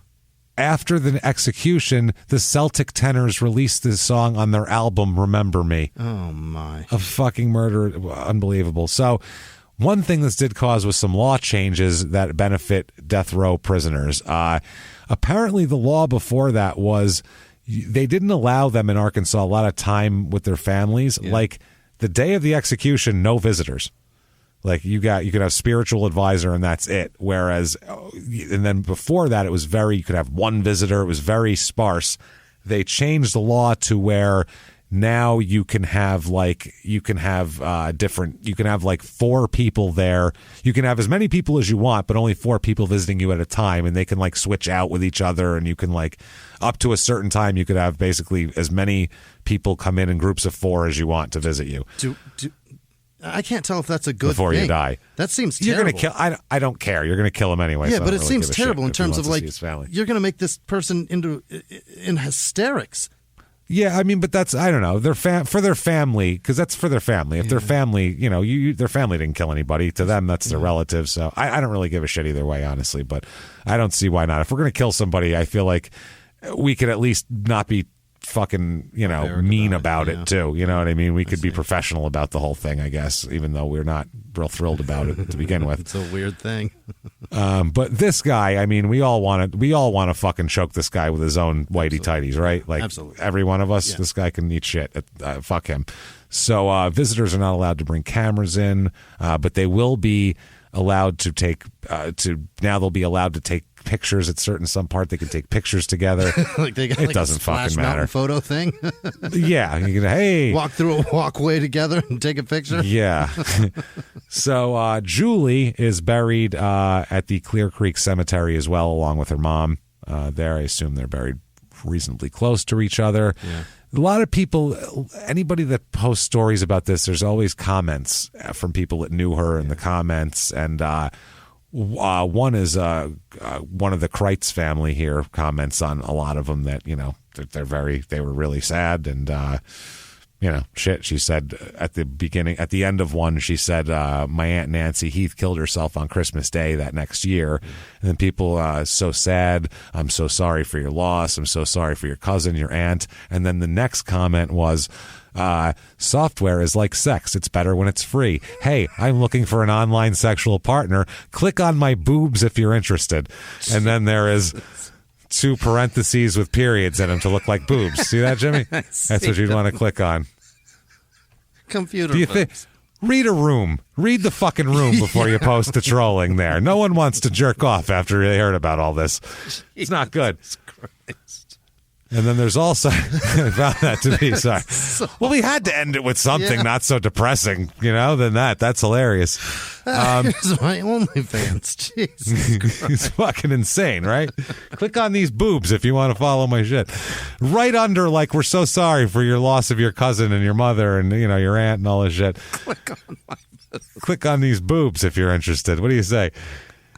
Now, there is also some guy on these sites, these message boards and shit, that posts that he sees Julie's ghost all the time. He says that his family bought a plot of land right by where she was found, and I don't know if it was the hunter's land or what, but they bought this acreage right there, and they moved in, and they found out about this girl, and he sees her ghost all the time. She never comes in the house, but she's all over the place. She doesn't bother him, but then there's another ghost in the woods that's really creepy and fucking hides behind trees and has like pointy teeth and shit. Like, he talks about this, so he thinks, but that ghost can't come on. That ghost won't pass a certain point in the property. So he's like, I don't know if that's her murderer that's constantly stalking her from the woods. And like, there's this whole big thing, and people have these theories of who the ghost is. I spent so much time reading this at 3:00 in the morning. It's ridiculous. I want to comment on that board and tell them, stop smoking everything that grows out of the fucking ground and leave this family alone. Why would you do that? Why would you post that shit on a family group where they're it wasn't a family publicly group grieving? It wasn't a family group. It was a page that has like ghost stories on it that people tell. But a member of the family commented on it though, and like was like almost like, I want to talk to you. Like, really? I don't remember exactly what it was, but it was like, it wasn't like, you fucking asshole, stop doing this. It was like, fuck, if this is real, I want to see. You know what I mean? Okay. Like, I want to see Julie. Like, or it's like, fucking, I feel if so I were the bad family for these people. commenting, I'd be like, I want to talk to you. And that'd wring their fucking neck. Yeah. Hey, dickhead, stop it. This doesn't exist. You're an asshole. Stop smoking Arkansas weed. It's bad. It's dirt, and you know it. You got it under a kid's ball sack. Oh, no, wait. That was Jimmie in Nashville. Sorry. Close enough. Children's sweat taints it's right the next weed. to Tennessee. Yeah, it's right next to Tennessee. What do you want? So that, everybody, is Malvern, Arkansas. Wow. And just a crazy, wild, sad disturbing. I don't even know what words to use to describe it, but that was a mess. That's the most complete mess we've had in a long time. In a while, just a fucking mess and a death and an execution and everything. So if you like that story, tell us about it. Get on whatever platform you're using here, Apple Podcasts or this one or that one, and give us 5 stars or 10 stars or 100 stars and say what you like about the show. I don't fucking know. Say something. It helps out the show. Helps us out a lot. Also, head over to shutupandgivememurder.com right now for everything you could possibly want about small town murder and crime and sports. All merchandise. Oh, there's so much merchandise. What do you want? A backpack? What do you want? A shower curtain? What do you want? A bath mat? We got it. It's all there. Everything. A mug, a this, you name it, it's there. Dress your kid in it. There's goddamn shoes. Yeah. You can get skateboards and shoes. It's awesome. It's wild. Check out the merch there at shutupandgivememurder.com. And also, most of all, though, get your tickets to the virtual live show September the 16th, 2021. And it will be available for 3 days after that September 16th day as well. So you can see it that weekend because it's on a Thursday. Correct. And so much fun, these virtual live shows. They really are. There's a couple new added features, I know, with this one also, where you guys can like kind of interact during the show. We're going to use a different, cool shit. Different medium to produce it, and we're really excited about this one. This one's going to be really great. It's really good. We've upped our studio. Yeah. We have better lighting, better sound, better everything. Like we've invested in this. So it's real. We really want to put on a great show. We want you to feel like we're on TV in your living room, and that's what we want you to feel like. We would rather sink this money into plane tickets and get to where you're at. That would be wonderful. But look, that's not possible. We're trying. So we're trying. Show up to this because we're showing up. Let's do this. Plus, we don't have any show scheduled till like November, so we can't just show up and be like, we're doing a show now. We have to book it, and there's a whole thing. You have to have seats and stuff. So anyway, check all that out. Shutupandgivememurder.com. Small Town Murder virtual live show. September the 16th. We are very, very excited. Patreon.com/crime and sports. So much good stuff there, and it just gets better and better. Anybody over the $5 level, you are going to get access to everything. Both shows, Patreon episodes, the entire back catalog. You're going to get it all. You're going to get about 4 episodes a month, which is pretty great. 2 episodes every other week. Can't beat that. This week for the Crime and Sports episode, which of course you have access to, you're going to hear about the Malice at the Palace, the big fight between it started between the Pacers and Pistons, and then became between the Pistons and the Pacer fans. The Pacer and the Pistons fans. Yeah, Pistons fans. It became a fight between the Detroit Pistons and Pacers versus the fans. So check that out. Just a whole lot of insanity and our opinion on it, which may be different than others. Who knows? And then for Small Town Murders bonus, we have such a great show that we put up. Oh, my Christ, it's funny. It is about non-dangerous conspiracy theories. Just non-dangerous. Nothing that anybody's going to go shoot anybody over, but also, nothing that would make you like hate your mother if she believed it. Yeah. Stuff you could argue with your uncle at Thanksgiving about for a while. Be like, I'm telling you, the moon landing, look at the flag. It doesn't supposed to move like that. And you can argue about that for a half hour, and then they'll be like, turkey's ready, and you forget you ever talked about it. It's just fun conspiracy theories. We're going to talk about those and the origins of a lot of them, too, because a lot of these can be very easily found to be crazy by just looking up where they came from. Oh, some guy made this up and then told everyone he made it up. Weird how it's not true. So very funny shit. Check all that out. Patreon.com/crime and sports. And those shows are so wonderful. And if you're doing that, you're going to get a shout out because God damn it, we love you. You're a producer. So Jimmie will give you a shout out at the end of the show. And you can do that.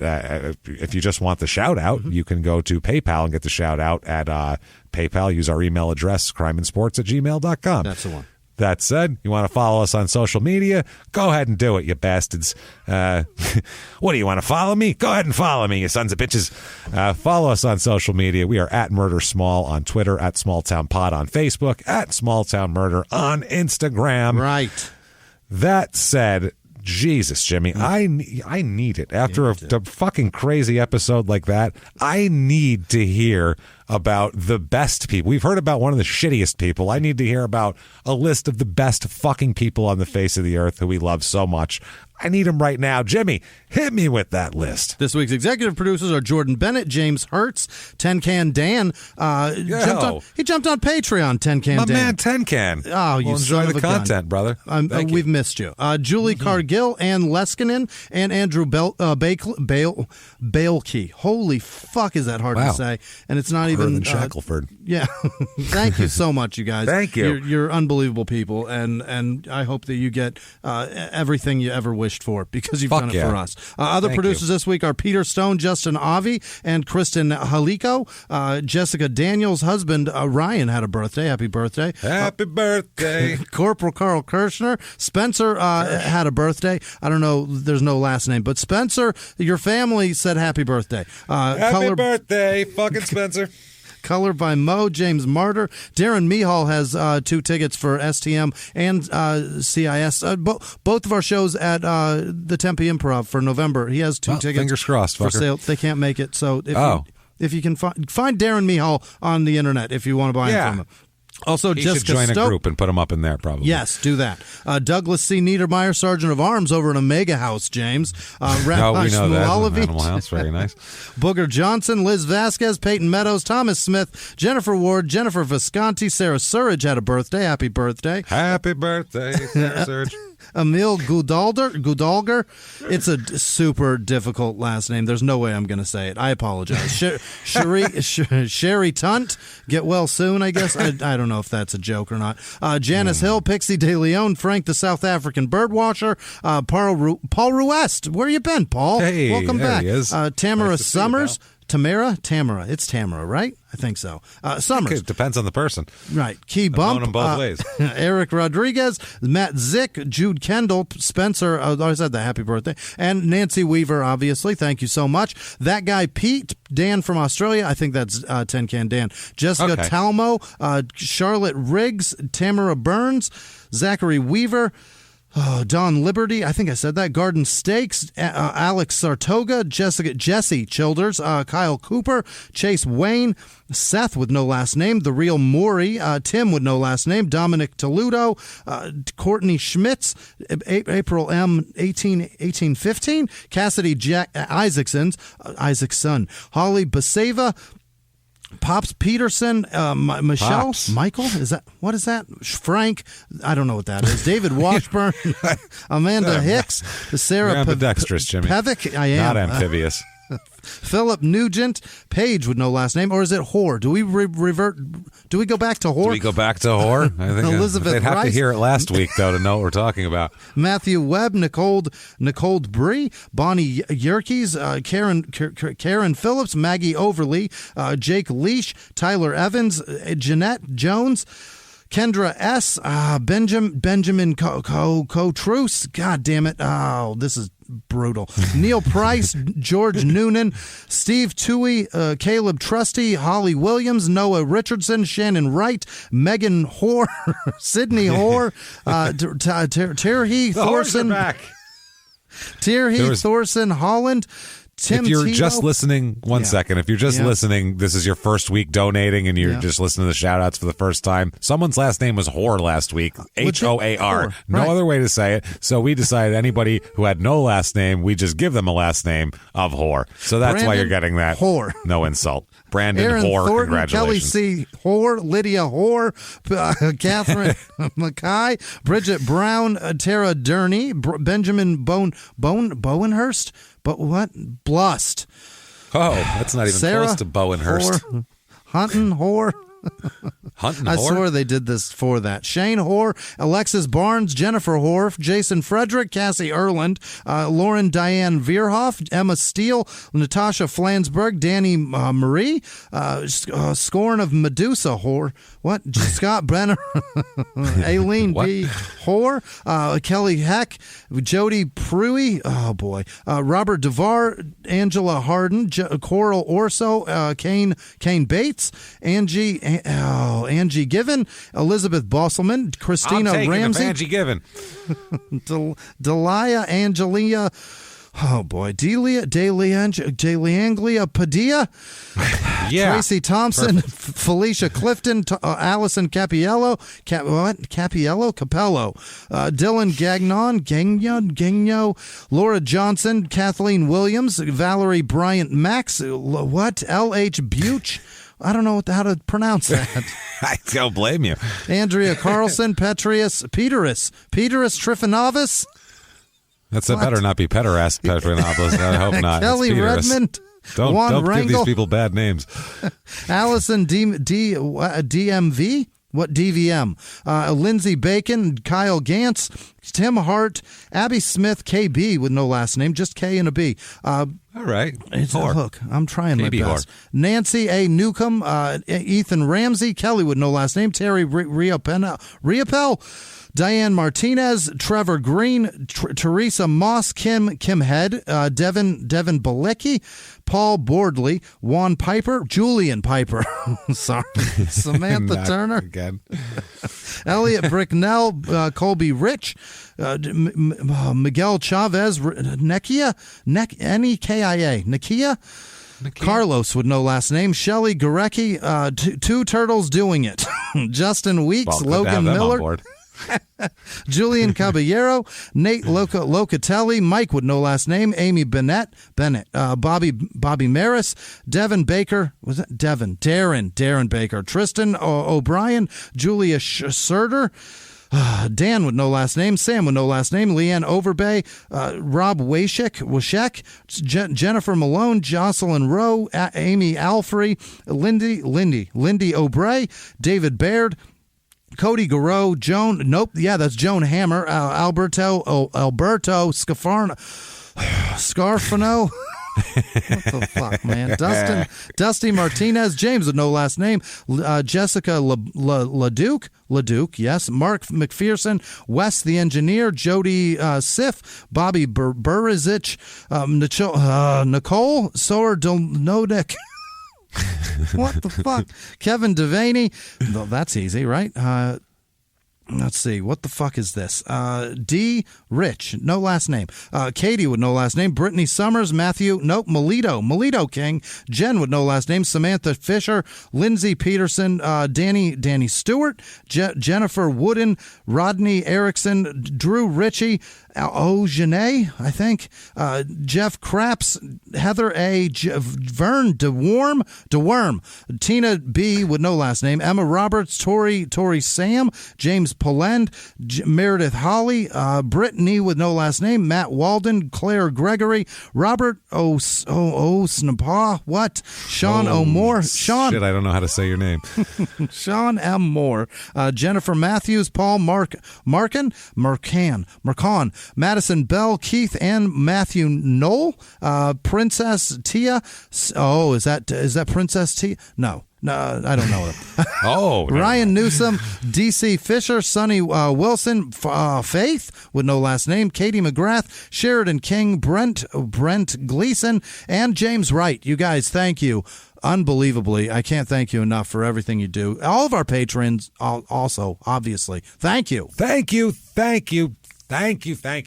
from the bottom of our hearts, honestly, for everything you do for us. We appreciate the shit out of it, and we hope that the bonus episodes are what you're looking for, because we thank you for supporting the show so much. You've changed our lives in ways that you couldn't even fucking imagine. You really have, and we're so grateful for you. To you for that. So thank you so much, Jimmie. What if they wanted to say something to you or thank you? How could they get a hold of you, possibly, Jimmie? I'm on the internet everywhere you are. Where are you? Same shit. Just, you know what you do? Tell you what. Yeah. Just Google Small Town Murder Hosts. There you go. And we're there. Google the show. It says who the hosts are. It's not like we're trying to hide who we are. Right. And you can follow links right to the show and right to us and follow everything at the same time. It's super easy. Yeah. I had a good time today despite the grossness. What about you, Jimmie? Good times today? That was one of my, I dare say it. Yep. I had a nice time. It was one of my favorite couple hours that I've spent with you. It was a good time. It was good. Yeah. It was good shit, even though it was a horrible story. Jesus. It's the worst one of the thing. Worst. It's the worst part of humanity, and we're able to get through it because you know why, James? Because humor brings it together. That's right. It brings us together. It's going to keep bringing us together every single week. And until next week, when humor will bring us together again, we will see you next week. Bye.